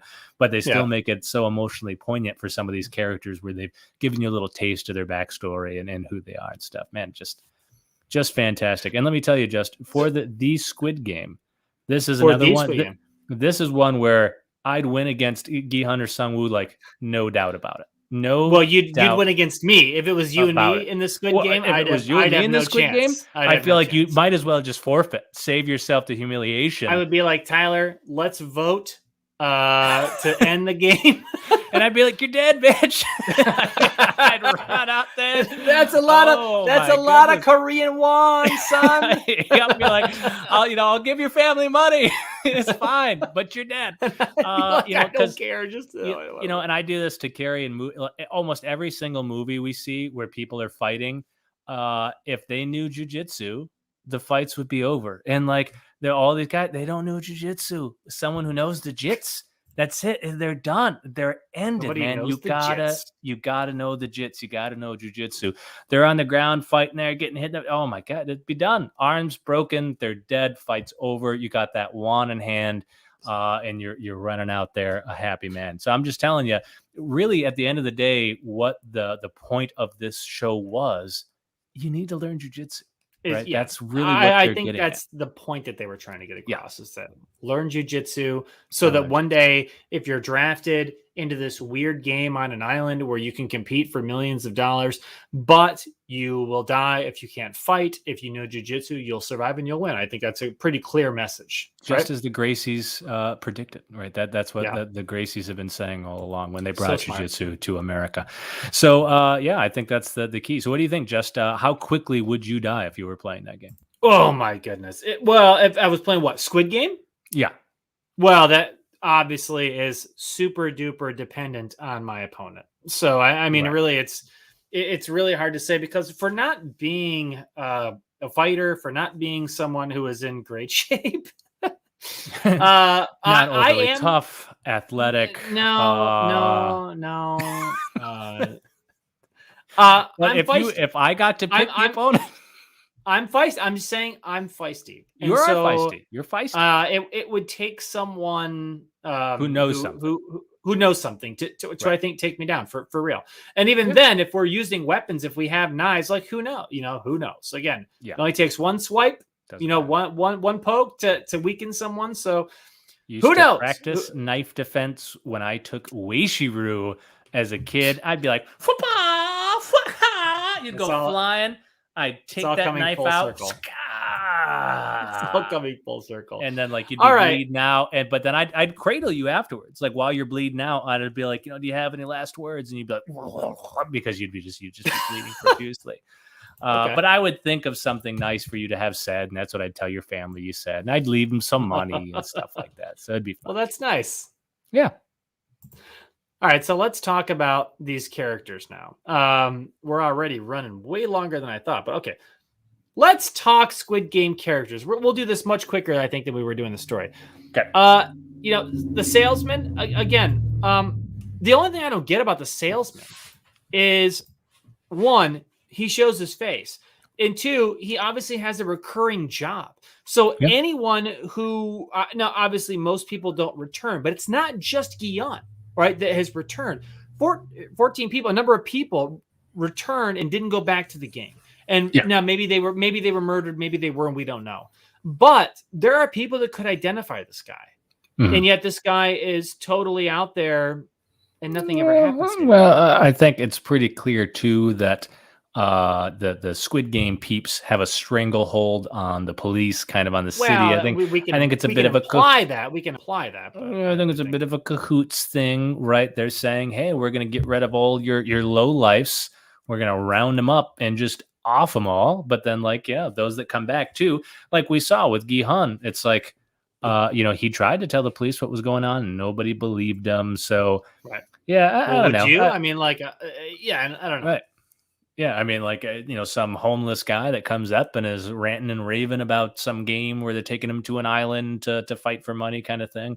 Yeah, I'd believe him, and I'd go and be like, I want to get in on this, and I would join the VIPs watching all that happen for sure. I mean, you can tell I'd be with the VIPs. Justin, I'm drinking wine right now. Yeah, you're a natural VIP. You're one of the natural VIP. Byung-gi, I don't have much to say about him. He was the doctor, right? Who. Mm-hmm. Not even sure how they knew he was, obviously they have files on them, but they just kind of immediately when they're sneaking him away and deleting cameras, you're like, what's going on? Like, why are they doing this? And you realize there's a segment of people that have this side business going on. They've been playing that side hustle for a while. Yeah, and he's leaking stuff, and then he gets caught, and then he goes crazy. In my opinion, he goes too crazy. He gets way too mad about everything, and ends up dying. Right, because you'd keep a cool head the entire time. I'm just saying, you'd be super chill. I wouldn't be like grabbing random weapons because they're talking during my surgery and then threatening to kill them or to quit when I know that they would just shoot me in the head at any second and kill me. So that's a good point. I've been to your surgeries before. When Justin performs the surgery, he always keeps his cool about him. I've seen things and I prefer go down. The music to be loud. I like to have distractions. It's true. He's the Happy Gilmore of surgeons. He's like, let's make some noise, people. Let's get some volleyballs, some beach balls flying around. Like, let's slam a few beers before we do this thing. It's a very cool experience. Sure, he's lost some more patients than normal. Yeah, but it's an experience to be there. We have a great time, and we're getting sponsorships to view these surgeries like we've never seen before. A very economically diverse crowd, which I think is cool. It's blowing up. Yeah. So next is the front man. Now, I hate that if I try to look at it, see if I try to put the ad away, that's what happens. God, that's a slap in the face when they do that. Can I get rid of this thing? Oh, wait. Look at that. Isn't that stupid? A bunch of tools. All right. Well, at least we don't have to watch it play the entire time over there. The front man. The front man is one of my favorite characters. Now, this particular thing just has him listed as number 10. But he's like the most mysterious character from the beginning. And he has the sweetest mask. Like, that mask is awesome. It's absolutely awesome. Yeah, it's super dope. And I don't know that I thought until the very end that he was going to be the police officer's brother. I think at some point it becomes obvious. I don't recall exactly when, but still, great character. I love the front man. Yeah. Yep. And I think that's the benefit of the mask that you get too. The mask that everyone's wearing do add a sense of mystery to the whole thing. And that's what I definitely like that. Yeah, so Frontman is a great character. I think we're going to learn a lot more about him as the season goes on. The faceless overseer of the day-to-day operations. The Frontman is a mysterious, sinister figure. Yeah, but let's check out these Best Buy ads, while we're at it. Yeah. What about Daniel Sloss? All right. And then we got Duck Sue. So, again, he's the murderous villain, bad guy who will do anything to win. Okay, I get that there's a character like that in the show. Didn't particularly care for him. Thought his performance was a little over the top. Now, of course, I'm watching the dubbed version. So when we talk about acting, wasn't a huge fan of this guy. But, you like his face tattoo. Yeah, I guess. Sure. Yeah. Turned you on. Justin's always had a thing for face tattoos. I think ever since Mike Tyson got one, you've been super into them. Ever since my wife got one, I was like, yeah. Well, but hers works, and it's also a snake, which is how what a coincidence that is. I know. Yeah, that's how the wheel of time turns, right, Tyler? Yeah. And there was no beginning, there was no end, but it was a beginning. That's a famous reference to the famous books Dune series. Yeah, Dune. Another, of course, it's the Wheel of Time, Justin. But we do need to do a stream about Dune. I've already watched it like 3 times. No, you haven't. You watched it 3 times? I've watched it 3 times. Are you watching it on like an HBO Max or something? Yeah, we have HBO Max, and we're going to hopefully, although unfortunately, I just had like a bunch of stuff come up at work because real life. Look at that disgust. Oh my God. And so I might not be able to because I've got a bunch to do.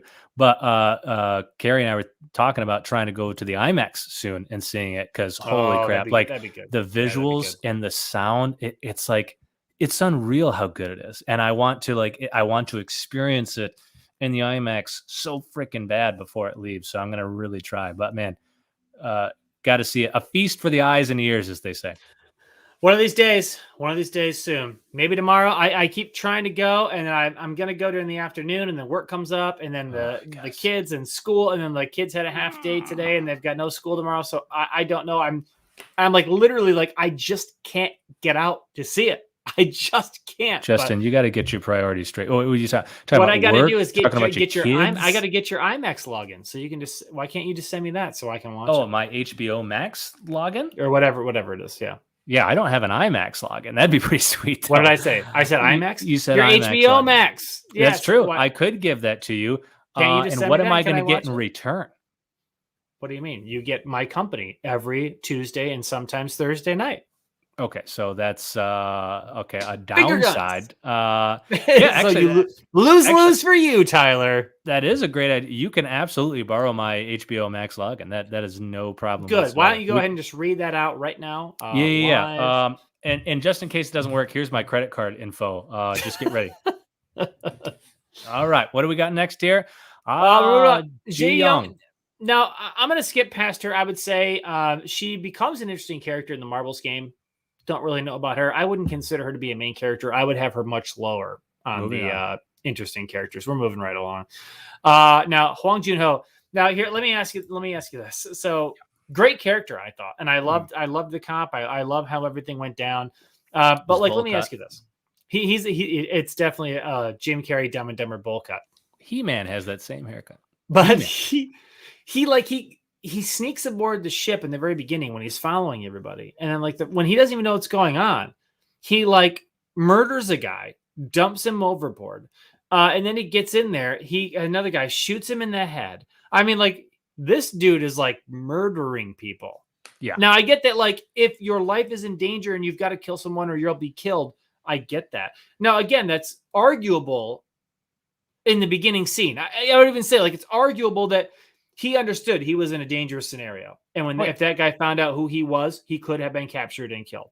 And I mean, there are a bunch of people passed out in cars, It's a very weird scenario, but I've heard a lot of people bring this up. And it's it is a good point. He's just a detective in there just going and torching fools to get in there. That's typically not protocol. But at the same time, I don't know, if you found yourself in that situation and you're on that boat and everyone is passed out and one of those workers comes up, you'd probably kill him. Had you not killed that first guy, he would have probably killed you. Yeah. So or they would have taken you and tortured you or something with you. And the slipping the badge on that body, brilliant. Smart. So smart. So smart. Yeah. Wow. Yeah. Very, very smart. That is keeping your head on a swivel. That was genius. Obviously, we find out later who he's related to, and a good character. Let me ask you something. Is he dead? Charlemagne. No, dead? I think he's not dead. He got shot in the shoulder and he fell into the sea, and we don't see a body. That's movie for wait till season 2. That's what. Completely agree. Ali, again, to me, sweet guy, good character for the balance of the main characters. I wouldn't consider him to be a main character, but you get a little bit of a backstory on him. Yeah. What Sun Woo or whatever does to him is awful, but it's part of the game. And you could tell he was taking advantage of him the second that he lost. Yeah. And you're this is where Ali dies. And that's it. Again, I would have Ali much lower than this in my personal. Yeah. And great scene though with Sung Woo. The way he reacts to losing in marbles felt so real, for his character, exactly what his character would do, because he's so smart and he's figuring everything out and he's going to beat everyone. And then there was a game of complete chance. And so he loses and he's just, he can't believe, he can't handle it, can't take it. What, you told me you never played this before, because he thought he was going to beat him at whatever it was, man, it was so good. All right. But okay. So Ali, we get it. Poor little dude get bested. All right. We got Sang Woo. Yep. Obviously, again, one of the most cutthroat, really kind of evil characters. Probably the best player of the game. Yeah. Oh yeah. Best player of the game. I think by far. Most intelligent, most ruthless, most willing to do what needs to be done. Yeah. To where I'd say it's not surprising that Sang Woo made it to the end, whereas it's a little more surprising that Gyun made it to the end. See, but I would disagree. I feel like there was an element of luck involved for both of them. Where say with the cookie game and stuff like that. There is a lot of things that have to unfold for him to get lucky enough to see that she clearly has information and yada yada. And it's he did, smart things with that information, but still, she had to be the one who went up into the vent and have it, and he had to see her. Oh, you're right. Okay, yada yada yada. And so his strategy was though that he knew what this game was right away. And his strategy was he's going to do everything he can to get everyone killed so that he ends up as the final one surviving, knowing that's what was going to be. Whereas Guion's strategy was like, no, we have to work together if we're going to even make it to the end. Right. And both are viable strategies, as we see. So it is what Sungwoo did. Is his strategy a good strategy? Because I watched, I don't know if it's Matt Pat on Film Theory. He did a video about this and about Sungwoo, and he was like, what Sungwoo did was stupid. Like he has this crew now, these people that are looking out for him. And the first thing he does when he has insider information is he tries to get all those people killed. Right. The people that would actually defend him in the night, the people that would actually fight for him, maybe at least, right, in a game. The first thing he does is, rather than saying, take triangle, right? I played this game before. I know what it is. Take triangle. He tells them to split up and basically tries, in essence, to kill his own team.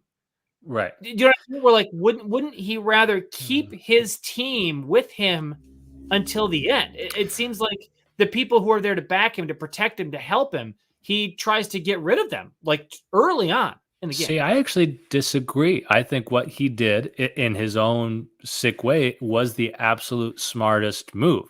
I think if he cared about his team, if he were Guion, that's absolutely what he would have done. And that also would have been a smart strategy, again, because that's what Guion did to survive to the end. But in Sangwoo's mind, he doesn't know for sure what the game is going to be, but things are starting to click when he walked into that room, and now he has a suspicion that he knows it, right? That like, well, the sugar, I see the shapes, this is probably what it is. But still, for him, all things being equal, it probably makes sense for us to all split up because we still don't know what the game is. And so I think I know it. I want to be circle because if it is the game I'm thinking, then I'm for sure going to be safe. But in case it's not, it makes sense for us to all kind of split up, maybe. Or he just did it to get everyone else killed, which, it's not the smartest move, but does everyone going in the same way? I don't know. I don't think it was crazy for his character, especially his state of mind is just that he really has no friends, right? He is not part of a team. If other people want to believe he's a part of their team, let them believe that because that's good for me now. But I'm going to live and they're going to die. And so at the end too, do you even want to make it harder? Like, does he want to face Gi-hun in the final squid? No. And so if Gi-hun dies now, that would Sangwoo probably would have won the game had Gi-hun not made it past that, right? So in his mind, he has no friends. He has no team. If other people want to believe that they're part of his team, that's good for him. But he's not part of a team. Yeah, maybe. Yeah, I say maybe. I just don't know if that you just formed a team. You just formed a team of people, and the first thing you do is throw them under the bus and try to get them killed. Now, I guess the only good thing to say is is that some of them might live, and they're not going to know you threw them under the bus. Exactly. And so it's just less people to compete with. But it's also like if everyone else was dead and you had this group of people, things may go down differently. But anyways, okay. So Sungwoo, let's keep going.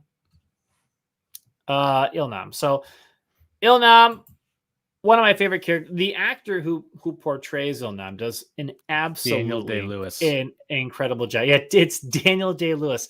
He plays an old Korean man better than an old Korean man could. I mean, because he's Daniel Day-Lewis. He's unbelievable. Lincoln, sure. Oh, Ilnam, old Korean guy. Yeah, no, definitely. Got it in the back. He's got it in the back. But again, absolutely, this guy was fantastic, and he plays it off, and he plays off the game so well, and he plays the dementia, aspect, whether that's real or not real. At least in any given moment, we don't know. But he's just he is absolutely fantastic. Excuse me, probably my favorite character in the game. Fantastic. What do we got for number? What's 3, 2, 1? We've been doing this for an hour and 35 minutes already. I know we're cruising right along. Minio. Now, how are these ranked? This is ranked as the 12 best characters. Again, this is just one. This is just one website here, but I would have. But who is this person? Because we need to have words. Nowhere near the top, Minio. Again, interesting character, but she's just over the top. Oh my god! And I watched the dub version again. I watched the dub version. The dub version of her is the worst of any character. I think. I think. And the real version is also the worst. Well, but I'm saying, either way, the dub version is the worst. So she annoyed me, and when she died, I was like, thank goodness. Yeah, I think everybody did. So it breathed a sigh of relief, you know. Even Duxu, right? A guy, a terrible monster. You kind of feel for him when he's like, "Man, you're clingy. Get off me. I'm joining my own." Like, you're like, "Yeah, I get it." Like, geez, tell her to calm down. Like, what's with the babe thing? I mean, terrible strategy. I agree. Gian, he's the boy. He's the man. Gian, yeah, I love that picture. It's so great when he actually smiles for the camera. I just posted one of those on Instagram of myself as the Squid Game. Did you see that? Yeah. So, but yeah, no, Gian is great. Like I said, acting wise, the beginning a little over the top, and then he really like came into it, and he displays his emotions well, and you can see how now he reminded me of like a real Slumdog Millionaire like way of getting through all the games. You know what I mean? Right. Just kind of all worked out. It all just kind of all worked out, and things just kind of came back to him in the right moment. And of course, Squid Game is the final game that he grew up playing as a kid and whatever. Not that really like paid dividends, right? To playing Squid Game. But, and we've talked about Sung Gi-yeon a ton, but yeah, he was fantastic. The actor who played him is fantastic. And yeah, I think he's one of the best characters in the movie. No doubt about it. So who do they have as number? Well, who haven't we seen yet? Let's see. Who could it be? Tyler, do you have a guess? Who haven't we seen yet? And who haven't we? Sabia. Yeah, I mean, she is great. You really do kind of fall in love with her character towards the end. Again, plays kind of the hard ass, which I thought was a bit cheesy at first. Not her acting, but just the character in general felt like a little typical. But the way her character morphs and evolves, I thought was beautiful. It was just great. And you end up really liking it. And the way she played the ending, when she's like hurt and stuff, like she does a great, it's like really believable how like you finally see her a bit vulnerable and you haven't before. And like, it's great. It makes the ending of her death from Sang-woo like that much more poignant because she really comes off as like, wow, like she's legit hurt. Like she just did a fantastic job. But really, really good.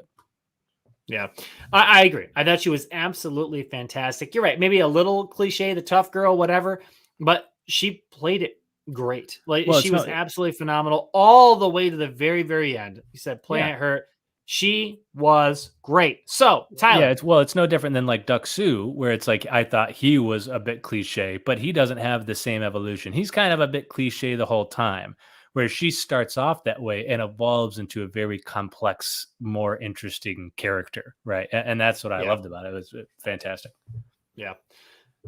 Agreed. All right. So now we're going to move right along here into our Squid Game trivia session. We haven't even gotten to trivia yet. We haven't got to trivia, but we're going to speed through. So we're playing Squid Game trivia. I prepared 10 trivia questions for Tyler. He is going to do his best to try and answer these questions. Now, we've talked about some of them, so we'll see if he can remember them, but we're going to jump right in. We're going to play some Squid Game trivia. Tyler, are you ready? Let's do this. Here we go. Question number 1. This is the number of Seung Gi-hun, the game's winning player. Oh, Jesus. Oh, no, he's stumped already. I know. I know Gi-hun is 1... Il-nam is 1. Is 456. Il-nam is 1, and I think I know Duxu is 101. And that's, I'm asking you who Gi-hun is, the game's winning player. Gi-hun. I don't know why I was thinking the wrong. I'm like, what are you talking about? I'm thinking the wrong person. This is the number of Seung Gi-hun, the game's winning player. The nectar of life this entire time. These are not names that I'm used to hearing. I don't know a lot of Korean names well. Gi-hun, 456. 456 is absolutely correct, Tyler. All right, moving right along. Question number 2. Some of these, I'm sure I forgot the answer. I'm going to have to look them up if you don't get them right. Okay, baby. We've already talked about these, Tyler. Here we go. Quit touching the buttons. These, damn it. Tyler. Justin. These are the 6 official games played in the series. No problems. Okay. Red light, green light. Red light, green light. Tug of War. Oh, you're out of order already, though. Sugar Honeycomb. Okay. The Squid Game. Oh, jumping out of order again. Marbles. Okay. And Hopscotch. There you go. Boom! 2 for 2. 2 Piece for of 2, cake. Tyler. There you go. I was going to say, we're already talking about him. Let's keep it rolling. Question number 3. Tyler, this mysterious silver-masked brother of a Korean police officer was in charge of the games and nicknamed this. His oh,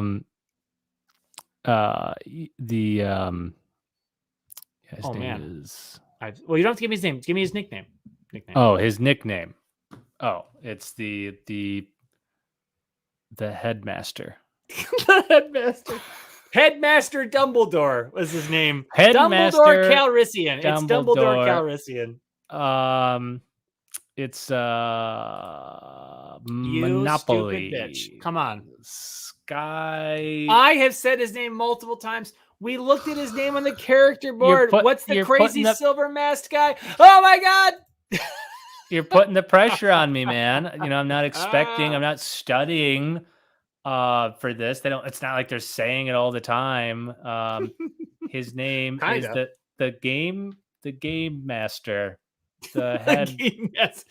I'm gonna say it and you're gonna kick yourself in the ass. I know, because I know we've already said it like multiple times. It's of course Skywalker, as Skywalker Ray would say. That would be now Ray. If we were actually playing Star Wars trivia, that would be a guess, a fairly relevant guess. But what's his name? Oh, it's gonna drive me insane. No. Hold on. No. Oh no, Yoda. It's I don't know why I'm blanking. I'm blanking on it. It's so simple.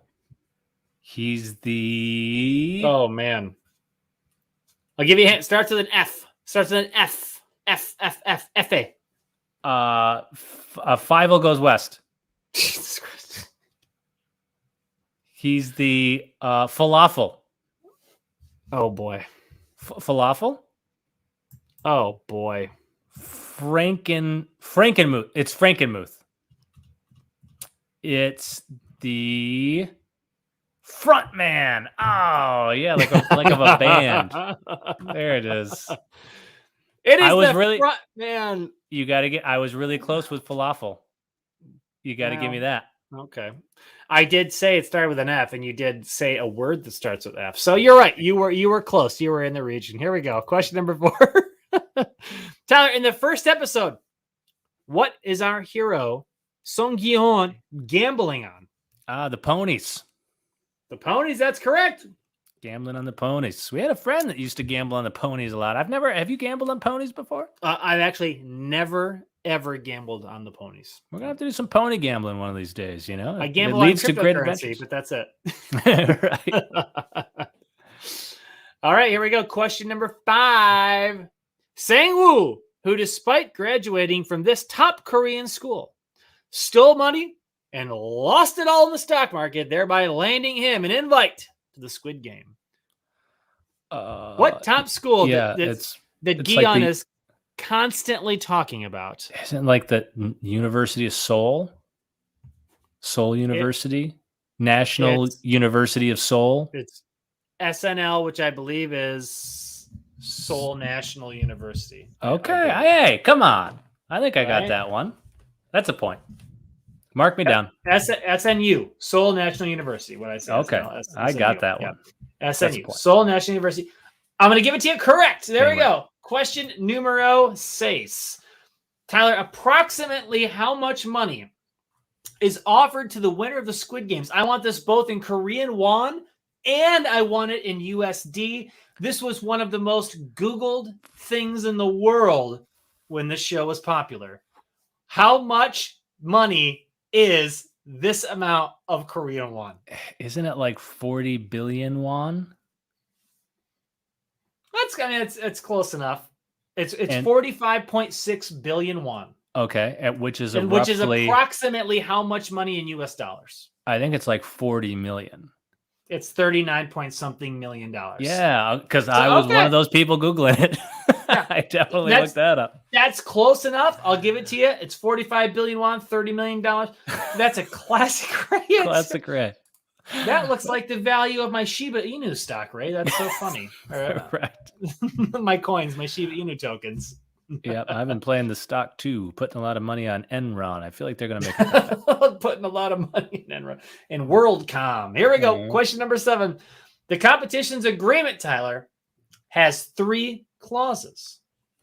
What does the third and final clause say? Majority vote can end the game. That is correct. Boom. That is absolutely correct. That a majority vote can end the game. Well done. I'm redeeming myself here after the front man blank. Now, you are. Now, this next question, I accidentally gave this one away, and I tried to shut myself up, but it might have been too late. So I hope I didn't totally give this one. There's a tougher one.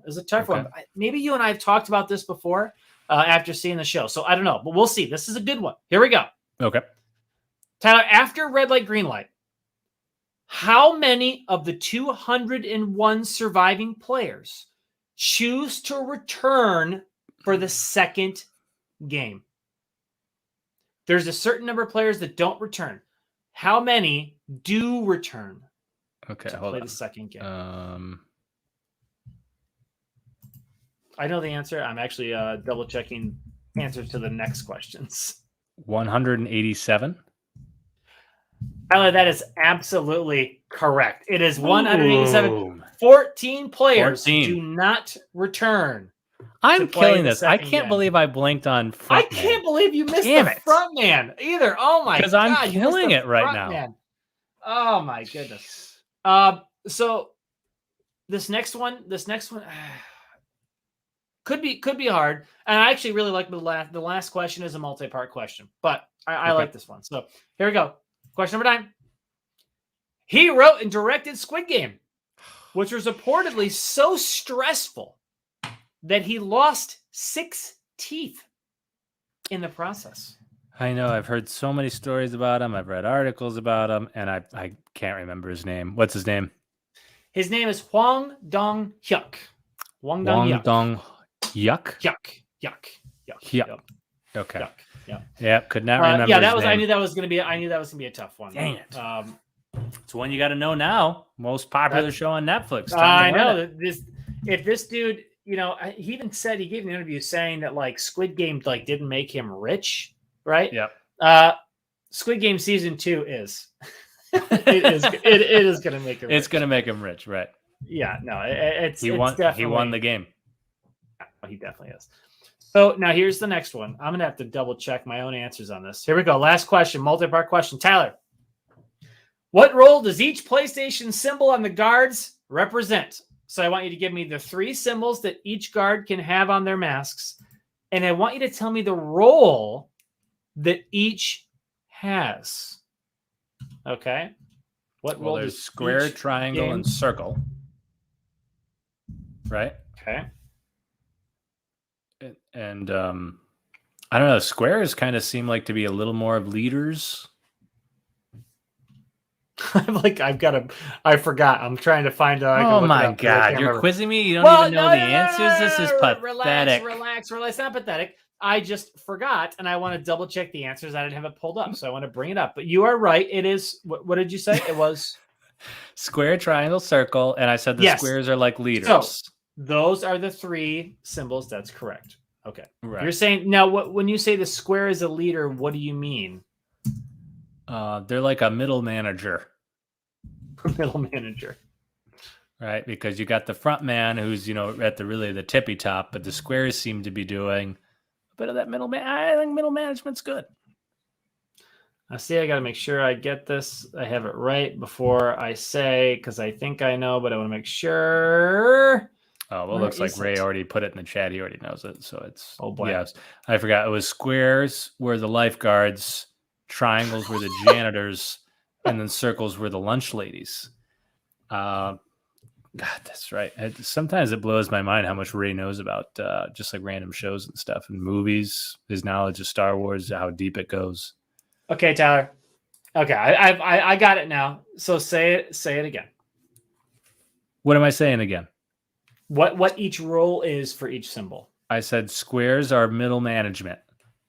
Okay, so squares are essentially for managers. Yes, I will give you that. Correct. That's pretty good. Yep. Circles are foot soldiers, kill people. No. Triangles kill people. I need circles a new are answer. Foot soldiers. So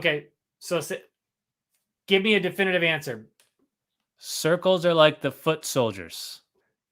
What do you mean a foot soldier? They're just doing like all the shit work.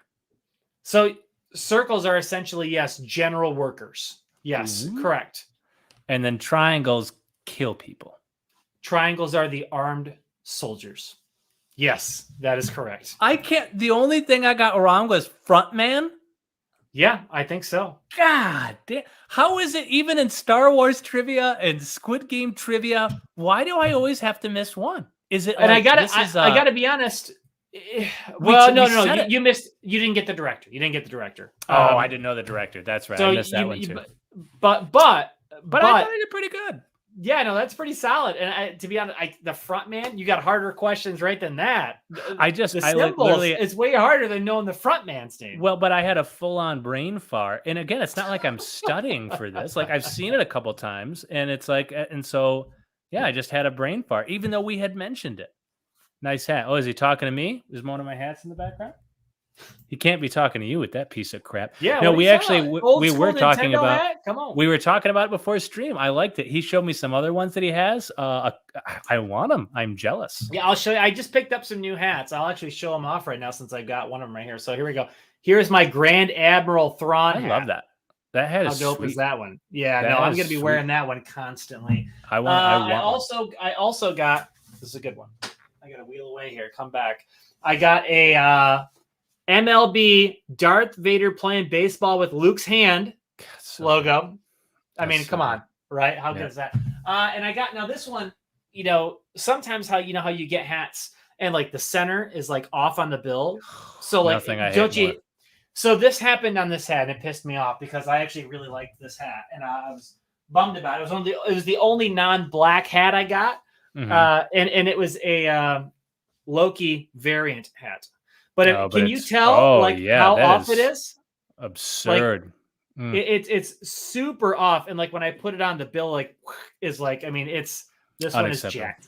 So I basically can't wear this one. But it's the orange, the gray, the Loki variant, and so like I really like that hat, and I wanted to wear it, and it's just like it is so off that I can't. I mean, literally can't. I can't wear it. But honestly, it's my least favorite of the three. I think the other ones. The Grand Admiral Thrawn is such a subtle one that I love, to where, again, you almost have to be a Star Wars fan, because otherwise that just looks like a normal solid hat you could wear with anything, right? It just looks like maybe the brand of it. It's great. I'm going to wear that one all the time. Like golfing next year, I'm going to be wearing that one constantly. And then the baseball one is great because like it just looks like a baseball logo, and you have to look closer and be like, what the hell is it? Oh, that's Darth Vader. It's Luke's hand, man. It's Darth Vader back. Luke's hand around. Delicious. I love it. Delicious. All right, so before we sign it off, Tyler, let's make some predictions for season 2. Let's talk Squid Game season 2 predictions. There will be blood. There will be blood. Great movie. Good night, everybody. Daniel Day-Lewis as well. A great movie. No, I think that Gihan is his whole thing from turning around, not going to see his daughter, is he's going to take these games down. I think that's the goal. Almost surely what it's going to focus on is going to be his mission to take it down. Yeah, Detective Templar. That's everyone. That would be. That's a bold prediction. Vegas would have that as that'd be a bold. That's a bold prediction. Yeah, and I'd say the detective comes back, and we have a more of a thing between him and his brother, the front man. Yes. Oh, you remembered his name now. Look at you. So the front man's brother, the police officer, is clearly alive. He's obviously alive. Yep, I agree. It's obviously going to focus on Gihan's journey to take down the games, whatever that means.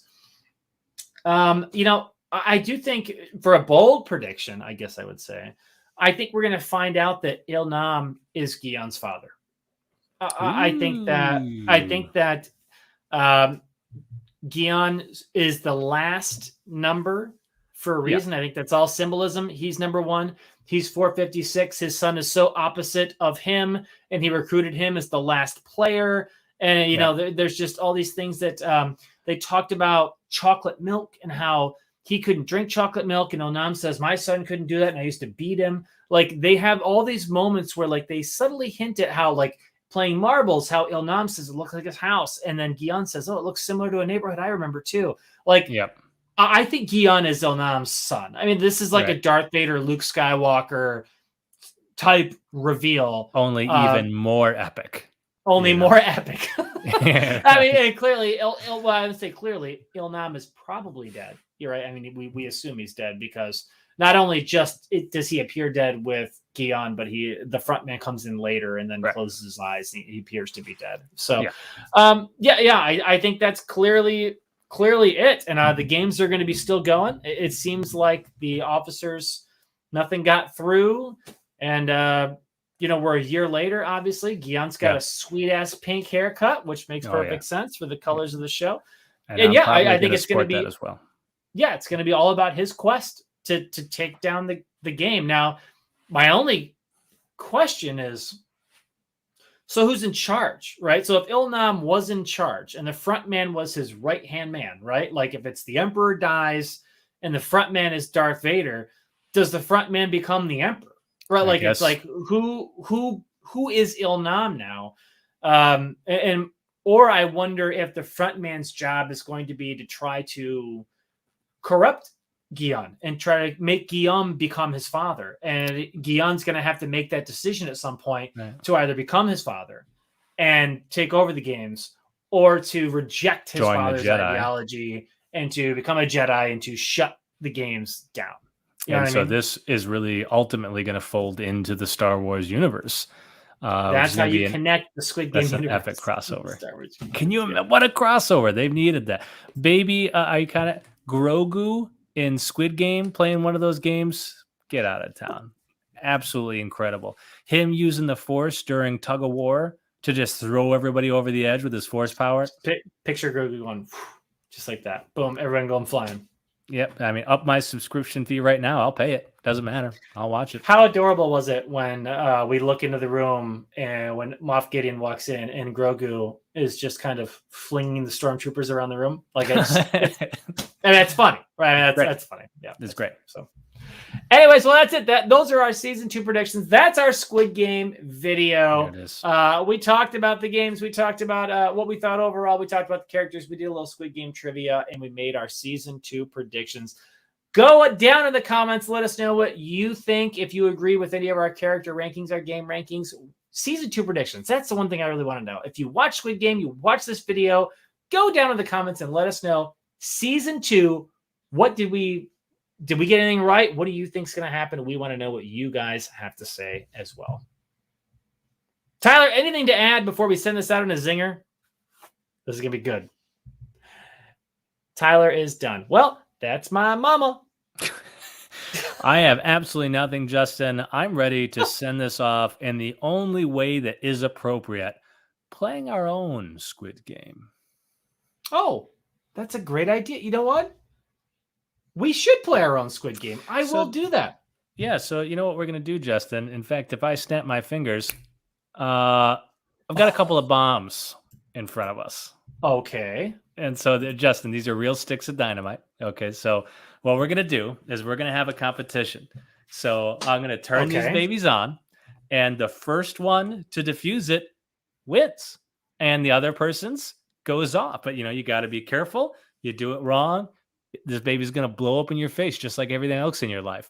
So we have to be really careful. And it's a race to the finish, and a loser dies. I figure, why not do Squid Game this way, right? All right, I guess. Okay. Okay, you ready? Yeah. On the count of 3. Okay. 1, 2, Squid Game. Okay. All right. And okay. You idiot. I did it, baby. Oh, shit. I think he might have pulled the wrong cord. Oh no, Tyler. But that's Squid Game, baby. 45.6 billion won for me, bitch. That's right. Tyler's gone. Who cares? I'm rich. I'll see you guys next week. Maybe not. I don't know. I don't need to make these videos anymore because I'm rich, bitch. Thank you so much for joining us. That's Squid Game, and we'll see you guys next time.